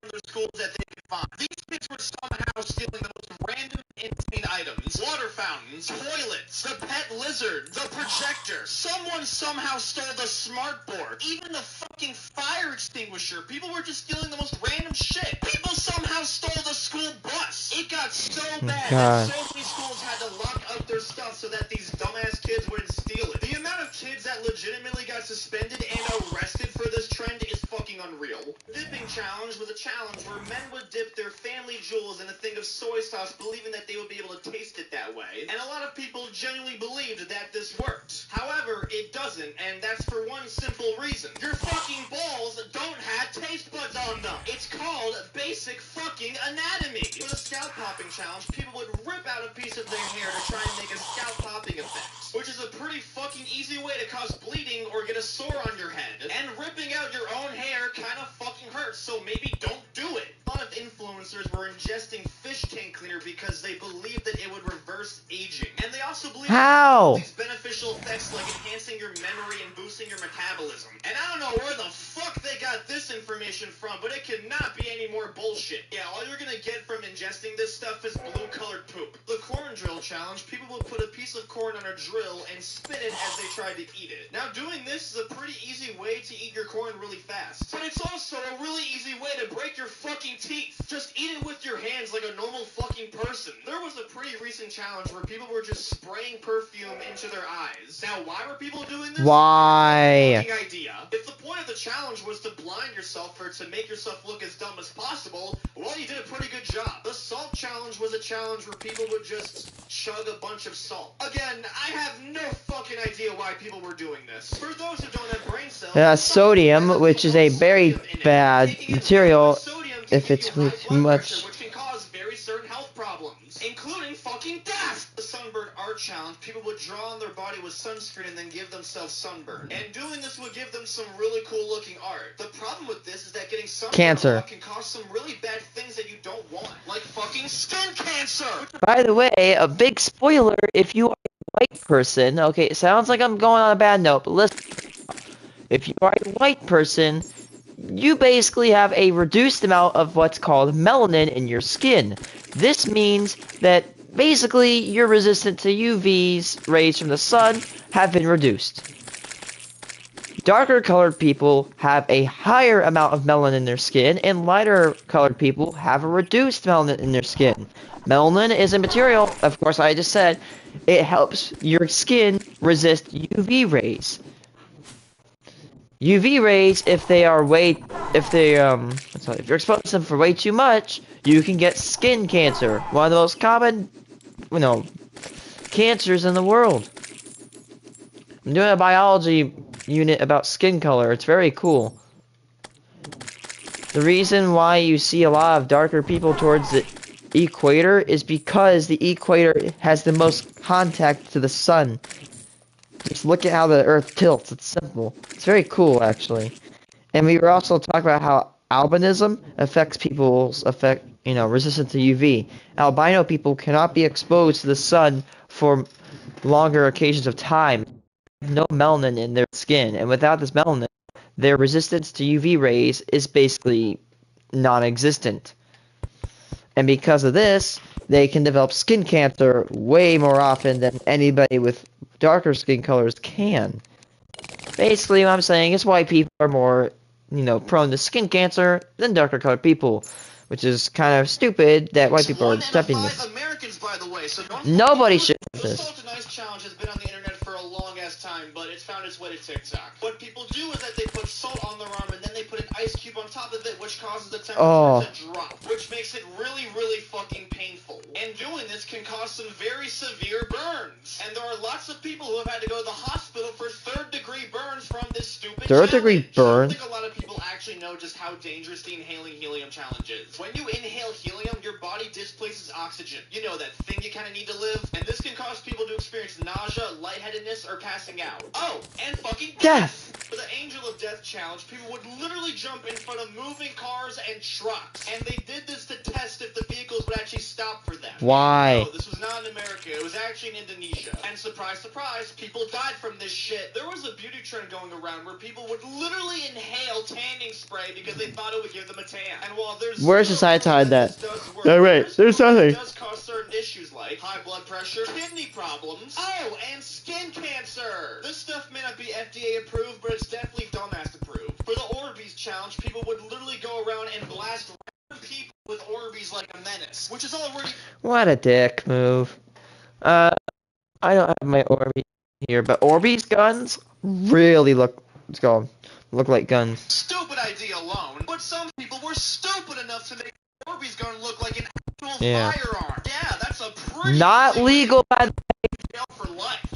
Why the actual fuck? NyQuil Chicken Challenge was a challenge where people would cook their chicken in cough syrup. Now, on top of the fact that this probably tastes gross as fuck, you should not be ingesting that much cough syrup. You're not a goddamn SoundCloud rapper. And also, inhaling the vapors that come from cooking cough syrup are not good for you. And they can cause really serious effects, such as fucking death. The Slap a Teacher Challenge was, well, pretty self-explanatory. Just casually committing assault in exchange for views. Now, TikTok tried to pass this off as being a hoax, but that did not stop a bunch of dumbasses from actually doing it. Like this one kid who got a 10-year prison sentence from doing it. There was a challenge where people were making their own vampire fangs for a Halloween, manually using their platform to promote the cause. I'm talking about some of the people that went overboard wow. with it. Like, I think we can all agree that this is a little too much. Great intentions, just not so good execution. But the George Floyd challenge was way worse. Oh no, bro. People would get a friend and pose by kneeling on their neck. And this started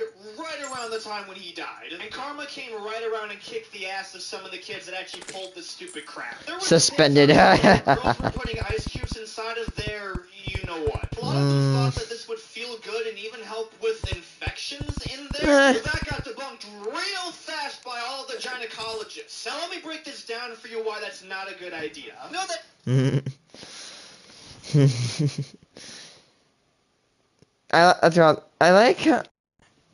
I don't get how people are this stupid.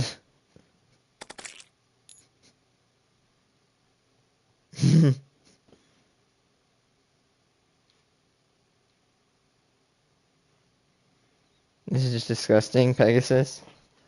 Feeling healthy Cat. and balanced. Making a dinner that makes their whole day. And giving your best friend the best nutrients for their best life. Science did that.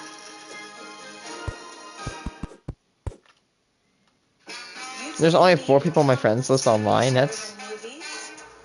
You know my face like the back of your hand.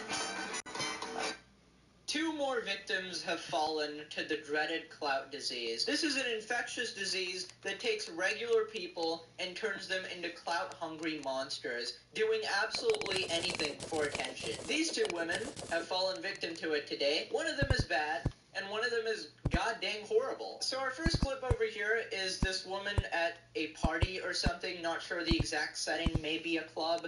So she decides to go around kissing random men without their permission, and she bought this like really bright red lipstick and went around kissing guys' backs, kind of like imprinting that lipstick on them. So I oh my don't really know god. what the point of it is, ruining their shirts or something, but I think there's no reason for this other than social media.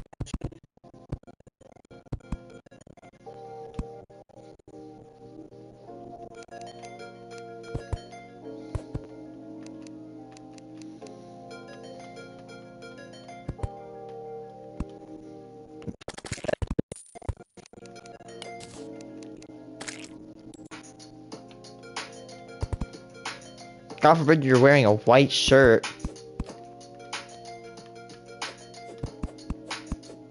Wow, it seems like she's really proud of whatever the hell she was doing there. I got a bunch of things to talk about here. I'm really confused about this clip. Number one, why is she acting like she's disgusted? None of these men asked you to kiss them, so you're going out of your way and sticking your disgusting lips onto their, I don't know, Can that be called backs or sexual shoulders or harassment? whatever the heck, to imprint your damn kiss on them.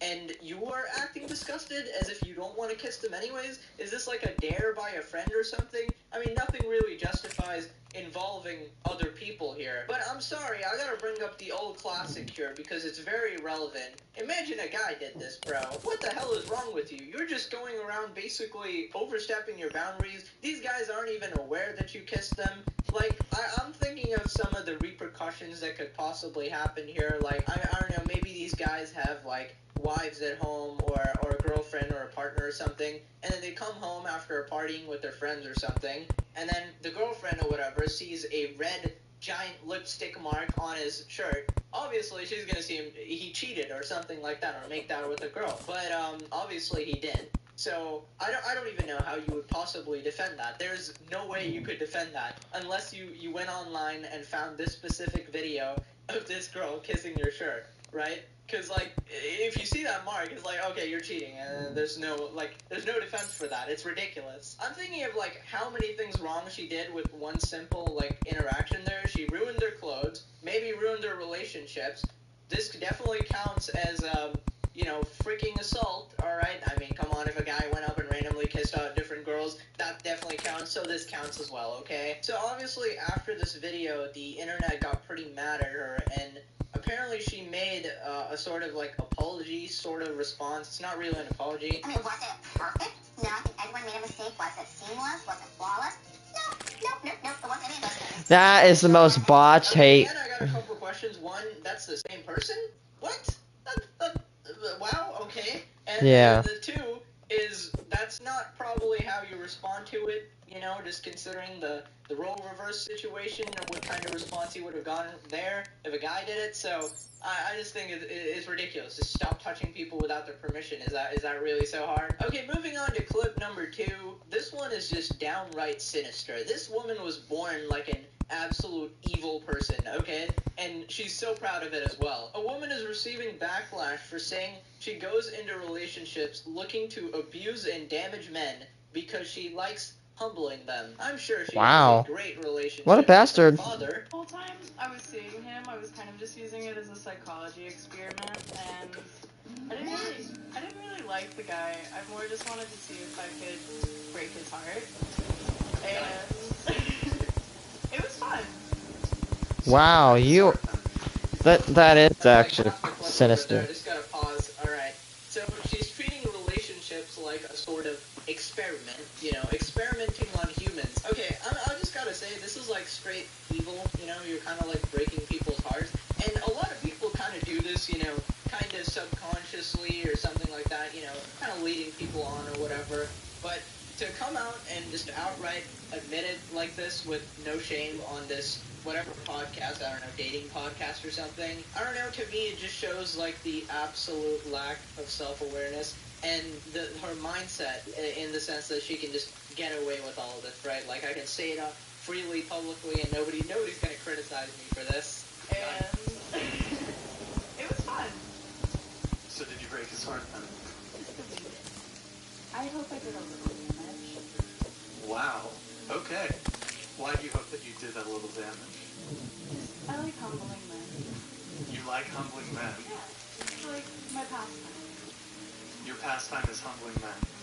Oh yeah, I hope I did a little damage. That is definitely the sign of a completely sane woman over there. I don't know what this phenomenon is called. Maybe she was like traumatized in her past or something and she's kind of passing it on or something. Maybe she had I don't know. This is just me guessing, right? Maybe she had a rude ex-boyfriend or somebody that cheated on her and broke her heart, and now she feels the need to do it to everybody else. Obviously, that's not a healthy way of coping with any situation or dealing with it, and just because something happened to you in the past doesn't really give you a right to inflict pain upon others. Obviously, 2 wrongs don't make a right, and I should go for a run today, but 2 wrongs don't make a right. You must. I just assume that entire situation. It's possible, entirely possible. Nothing at all has ever happened to her, and she's been born like completely evil. I don't know. Also, I don't know what it is with these types of girls and their just obsessive need to seem like greater than men in some way. Like, I like humbling men, okay? Men are so cocky and, I don't know, disgusting or something. So I gotta break their hearts, you know, make sure to get in a relationship with them and crush their soul entirely. It's just weird at that point. I don't know what's happening in your life that you become like this. This is an outside person looking in. You just seem really sus. Okay, so the next part is pretty funny. The guy of the podcast points out that, oh, you like humbling men, but actually you work.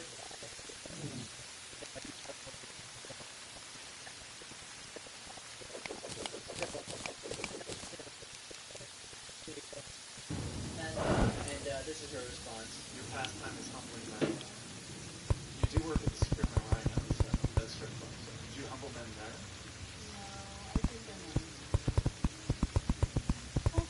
I think you can really tell the atmosphere in the video when even the other girls in the podcast are just dumbfounded.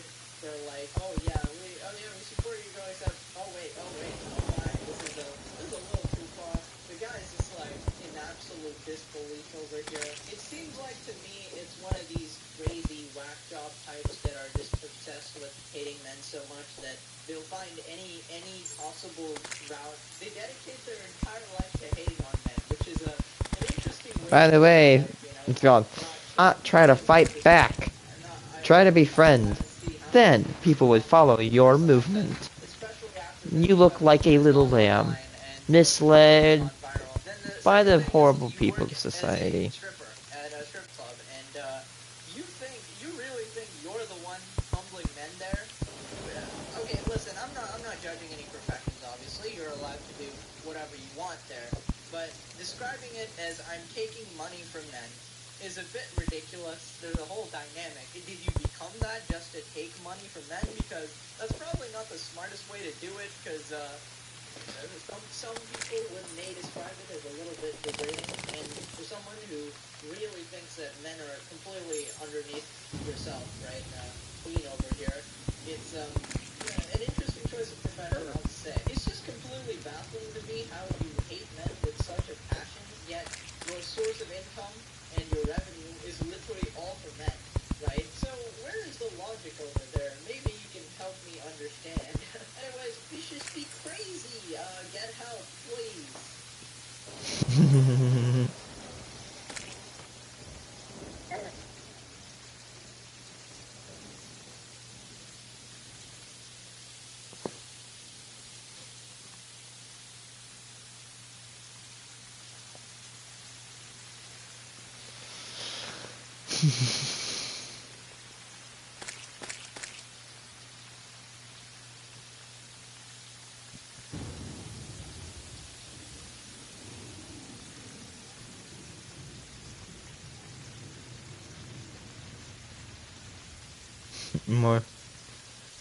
More Pegasus. OBC is actually is healthy. I don't get why people say obesity is healthy. It's not healthy. Stop. Of course you need to have some fat on you, but you don't... It'd be bad if you were, you know, a whale. I mean... You know how else to put it.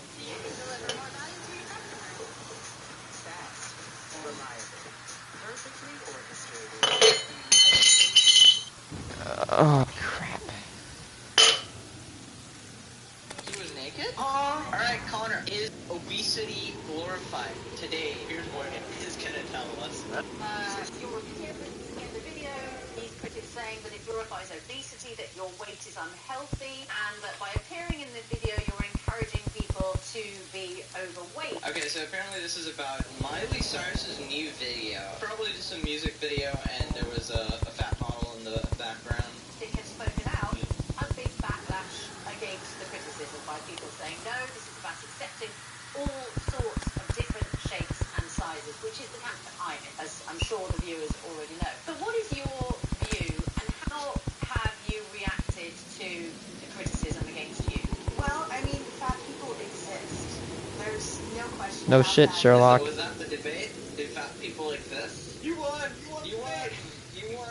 That's a 10 out of 10. You won. Body image which is medically defined as highly dangerous. And I'll explain why. If you don't mind me just going through some stats here. You're 36 years old, you're 5'4", you're 380 pounds, 27.1 stone, and your BMI is 64.6. 64.6. Wait, what's Damn. the normal BMI? I think it's like 15 to 25. 64 is not healthy then, you'd say. Yes, unless she's a bodybuilder, and even then, bodybuilders, I don't know truly how healthy they are. Okay, I'm starting to remember like BMI. I think I was at the lower end of it. Like I think I was like 17 at a certain point or something, and then I got to like 20, 21 or something. But yeah, I'd be a bit concerned at 64. Yes, ma'am.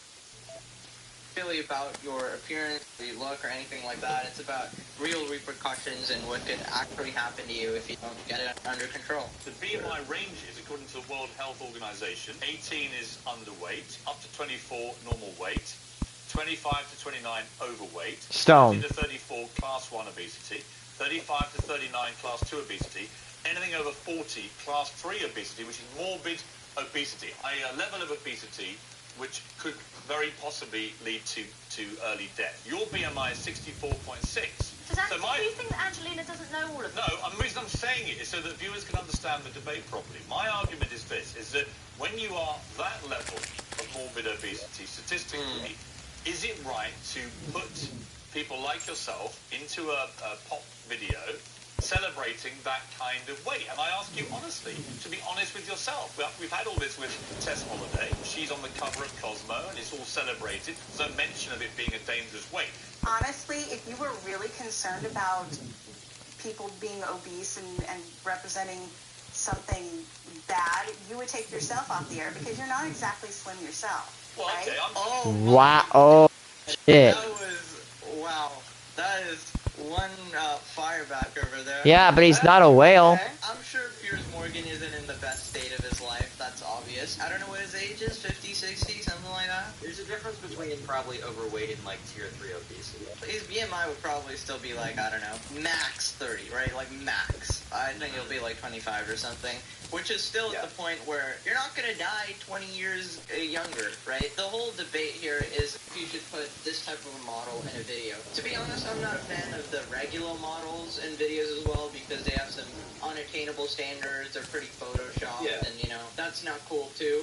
But I think it should be something that's just healthy in general that people can aspire to be and that takes hard work. Yeah, there's a lot of issues with underweight for models, and I think that should be addressed as if we're going to like really like pursue the fat models, we should also pursue all healthy, like unhealthy states. The K-pop industry, you see these people just fainting on stage because they discard themselves. There was actually like a Korean beauty standard for women or something, and it was like 35 kilograms or something was the woman's ideal, which is like a child's weight. Yeah, that's crazy, dude. That's a bit ridiculous. It's funny though, on these like fashion magazines, you will always see fat supermodels, but you'll never see male fat supermodels. That's another thing. Yeah, there's zero of those, which is funny. If we're making it okay, then why aren't we putting Homer Simpson on there, right? You know, why are we putting Peter Griffin on there? Why only you? 120 pounds, and I'm 6'1". You're 5'4", and you're 380 pounds. So there is a difference. I'm not morbidly obese. Right, but you're still I'm fat actually too. reasonably You're healthy. still fat too. Oh my god. You might think I'm fat. Most viewers are looking at this and think they're not seeing me as morbidly obese, right? So you're perfectly entitled to throw the giant But back you're at still me. fat. You being less fat than me doesn't make, you know. I'm not in a pop video, am I? But you're on TV. You're on TV. You're on TV every day. Okay, so I will say this is a bit of a weak argument because I don't think anybody's looking at Piers Morgan and being like, I want to be like this guy. Yeah, we get the argument the other way too. Like, she's in a Miley Cyrus music video. If she's just in the background of the music video, I don't think there's any problem here. But I think if she's put as a model... Yeah, I get the model thing for sure. I think, background of a video, like, I don't have the context, like, so I'm just guessing. But if that is literally it, then I don't know the point of this debate, you know? I mean, she's come on for some sort of a debate, so I guess there's some issue with people. Every day. You're going to tell me that... You think, just to clarify, there is a comparison between me sitting here now, 6'1", 220 pounds. I am reflecting and celebrating a clinically dangerous level of weight, you think? I think that if you were really concerned about glorifying obesity, you would take yourself off the air. I'm not obese. Oh my god. Oh my god. What a dick. I understand that she's pretty mad. That's not like a good way to talk about, oh, you're morbidly obese, get yourself off the TV immediately. He's not obese. He is not obese. That way, why would you talk to someone else that way, right? It's like, you can point out facts, say that, okay, this person is obese and this is unhealthy for you, and you're promoting this to a bunch of people, which is why this may be bad. The other thing, too, is saying, when it comes to the model debate, Piers Morgan also isn't on these magazines. He's not a model. No male model looks like Piers Morgan as well. Yeah, they're all 6-packs, 8-packs, you know, on steroids. Like, all of them are on steroids. Yeah, like, they should really have to post their stack before appearing on those things. Man. Liver King, completely natural, you know. And you being less This fat. is the point though. My point is, Okay. with great respect to you, my body mass index is not 64.6, which is 24 above the morbid obesity level. You know, you can throw it back at me, and that's fine. I'm a big boy in many ways, right? That's fine, right? However, I have a serious point. I think there is a trend now with Tess Holliday and now you of glamorizing morbid obesity, which actually is dangerous. And I'd say this for your health. It's a valid point. It's like, it is a dangerous way to be. Do you accept that? Well, Pierce, honestly, I will tell you, I am not healthy. I'm not going to pretend like I am in perfect health. Why is that censored? I'm confused.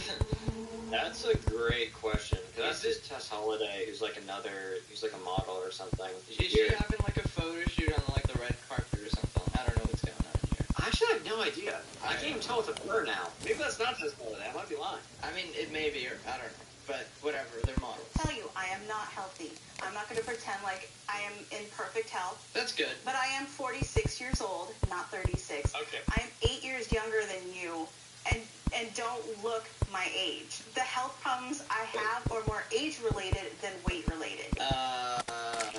For now. No. Look, I'm not some Stanford PhD doctor, dude, but... Well, I mean, it's just highly unlikely to have a BMI of 64, 65, and not have any health problems. Like, it's pretty obvious something's going on there. Okay, I mean, look, I feel the same way, by the way, about the size 0 models on catwalks, right? It's not about an anti-fat person thing. And I totally could see that I would like to be a little bit slimmer, a little bit healthier and fitter, right?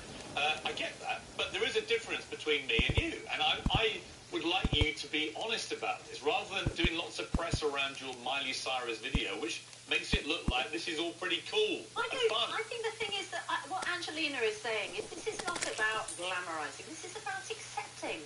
But if we accept it, we're going to create a bigger problem. At the moment, obesity Who's this? Just a new character, bro. Yeah. New lore. So we can't ignore that fact. Yeah, new lore just dropped, bro. You know, people say that looking perfect is a problem for instance, teenagers. There's another one? Because all teenagers think well, that's a very good point.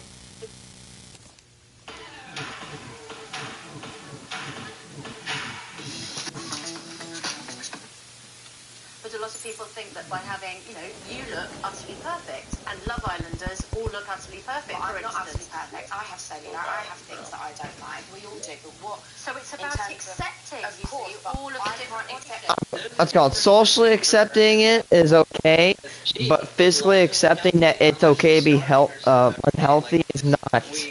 It'll lead to a degradation of society. Like, people get fat.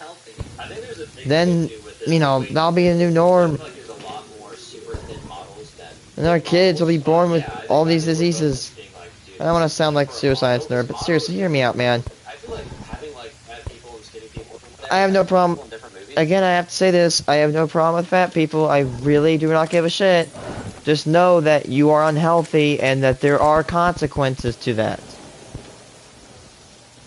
That's in like movie, television, I don't really care. So if it's literally just a music video, I don't care, right? But model, which I think we're both like a little we kind of question the whole idea of model. Model seems to be like, by the definition of the word, something that you look up to, that you want to be like. I feel like we would want a good health standard in both directions. I think there's more work to be done on they make them way too skinny, right? And to force them to be, because you don't naturally be like that, right? Yeah, I do think the other host is not really pointing out things properly, because she's saying that it's all about acceptance, but there's nothing to accept about someone who's unhealthy. You can accept that you're unhealthy and try to fix it. If you're just accepting people like that, then they have no reason to change. If we had put someone who was anorexic on a music video, there would be absolute... I totally agree. That's the point I would make. And actually, and honestly, I think that is a valid point, Angelina, is that if they had put, we went through that period of what they called heroin chic in fashion, where these incredibly skeletal models were put on covers and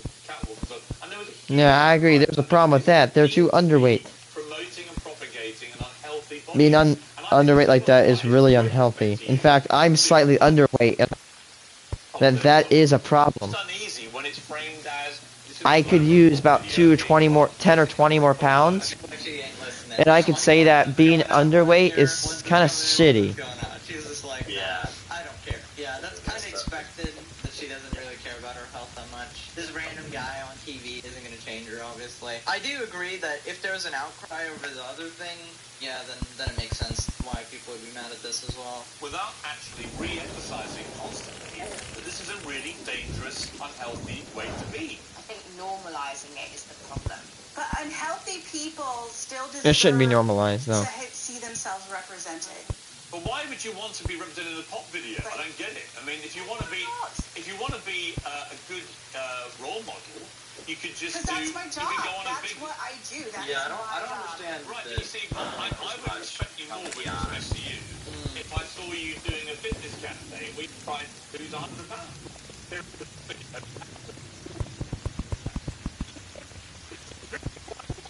Why wouldn't you aspire to do that? Because that's not going to work. It's not going to work for me. Diets are 95% failure rate. Why would I do something that's going to fail? What? Oh, boy. I honestly think Piers is having the losing argument. Where are you getting that from? Oh, why did you hear pop video? I don't think pop videos are like representation, Glenn. Like, I think it's just a pop video. I've not been through the experience of being this heavy, right? Not even close. I've been like the skeleton forever, right? It's the Argy skeleton, right? However, like I have heard from, and I've seen, and I'm aware that it is very difficult. It's not like easy. It's not like, oh, I stopped eating It's one of the hardest things to do, yeah. To say that it won't work, and I love I hate this mentality. It just shows how weak of a person you are. That I don't know where you got that statistic. 95% of No times kidding. don't work, so I'm not gonna try. That just stops you from doing absolutely everything in life. We would have never started a YouTube channel. What's the success rate of a YouTube channel? Yeah, I made 400 videos, and I did it for 5 years before I saw like more than $10. We've been creating for years and years, and this. Yeah, I've been streaming for 10 years. Yeah, it's pretty much like ridiculously hard to get successful. And you know, you still try because it's something. Did I say 10 years? You. 3 years. It's something that we're striving for. Those things that are worth striving towards are difficult, and they will take time, and you will not see results if you check in every day. If you look every day, it's going to look the same. Yeah. If you look big picture, you do it consistently long enough. Like almost everything that is difficult is like that. And then I can empathize with her because I don't know if I've been through a struggle as big as going from like 400 pounds or whatever she is to a healthy weight. That is a huge massive climb. However, I don't think it's a good idea for us as like people to accept like, oh well, then if it's hard, then I'll do it. No, for your own good. This is probably something more difficult than something I've had to do so far. I do empathize with her. It's definitely not more difficult than what I've done going through Crown. This is absolutely not even close. So this is a cakewalk for me. I would say this mentality you're never gonna get anywhere in life. It's like you just have a failure mentality. You're clearly very insecure. That when somebody points out that you have a BMI of 65, you start calling him fat. I mean, he may be fat, but it's like you're calling him the same as you, which is clearly not the case, right? And he's not a model. He's just this news reporter that everybody kind of looks at and already knows is kind of unfit. He's like the middle-aged guy. You know, you're a model, and you know you're having photo shoots, and you're getting put on the cover of magazines along with Tess Holiday or whatever. Our 95% failure rate.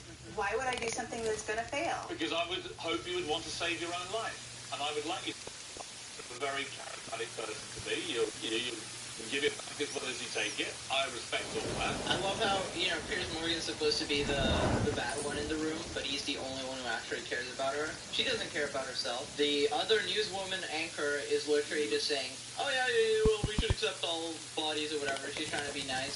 The guy who gets the most heat is literally the one who cares about her. Yeah, it's like maybe he could deliver in a nicer way, but at the end of the day, one person is encouraging behavior or a situation that will, in almost all cases, end in a worse health situation. And Piers Morgan, while probably delivering it, not in the nicest way possible. I don't know what else. Like, Yeah, I'll agree. Maybe not in the nicest way possible, but still. She just said, like, well, according to the BMI, I guess it's not a TV. Yeah, it's a TV show. Yeah, I don't know. Yeah, at the end of the day, Piers Morgan's the one who's saying the.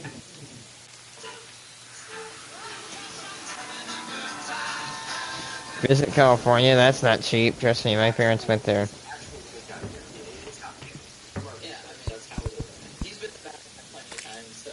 But I would not like you to die of morbid obesity at a very young age. That's all. I'm 46. I'm like not worried about not living a full life. I already live a lot of life. If I were to die tomorrow, I wouldn't regret it. But are you happy? I can do things while being fat. Of Am course I you happy? can. No, there are a lot of things that I would change, but it's not.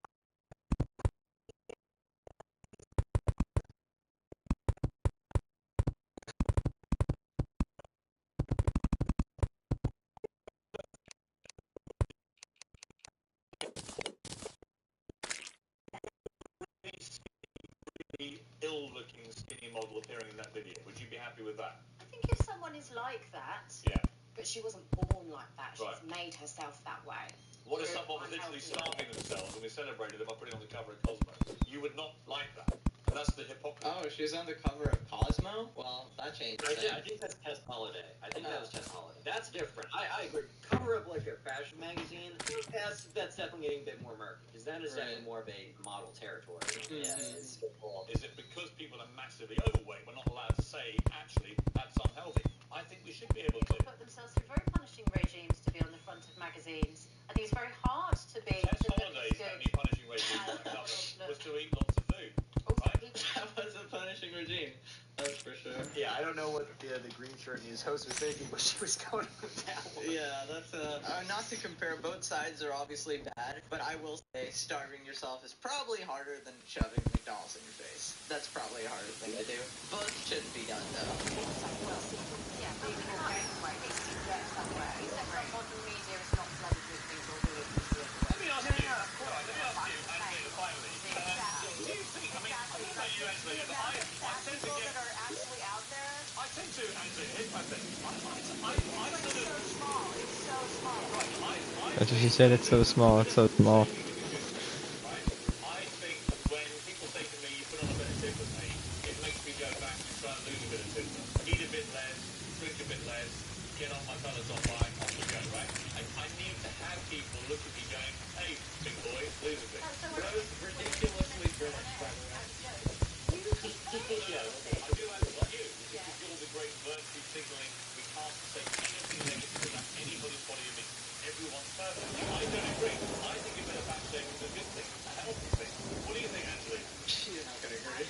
You're wrong. I think that people should be allowed to live their lives without somebody commenting on everything that they do.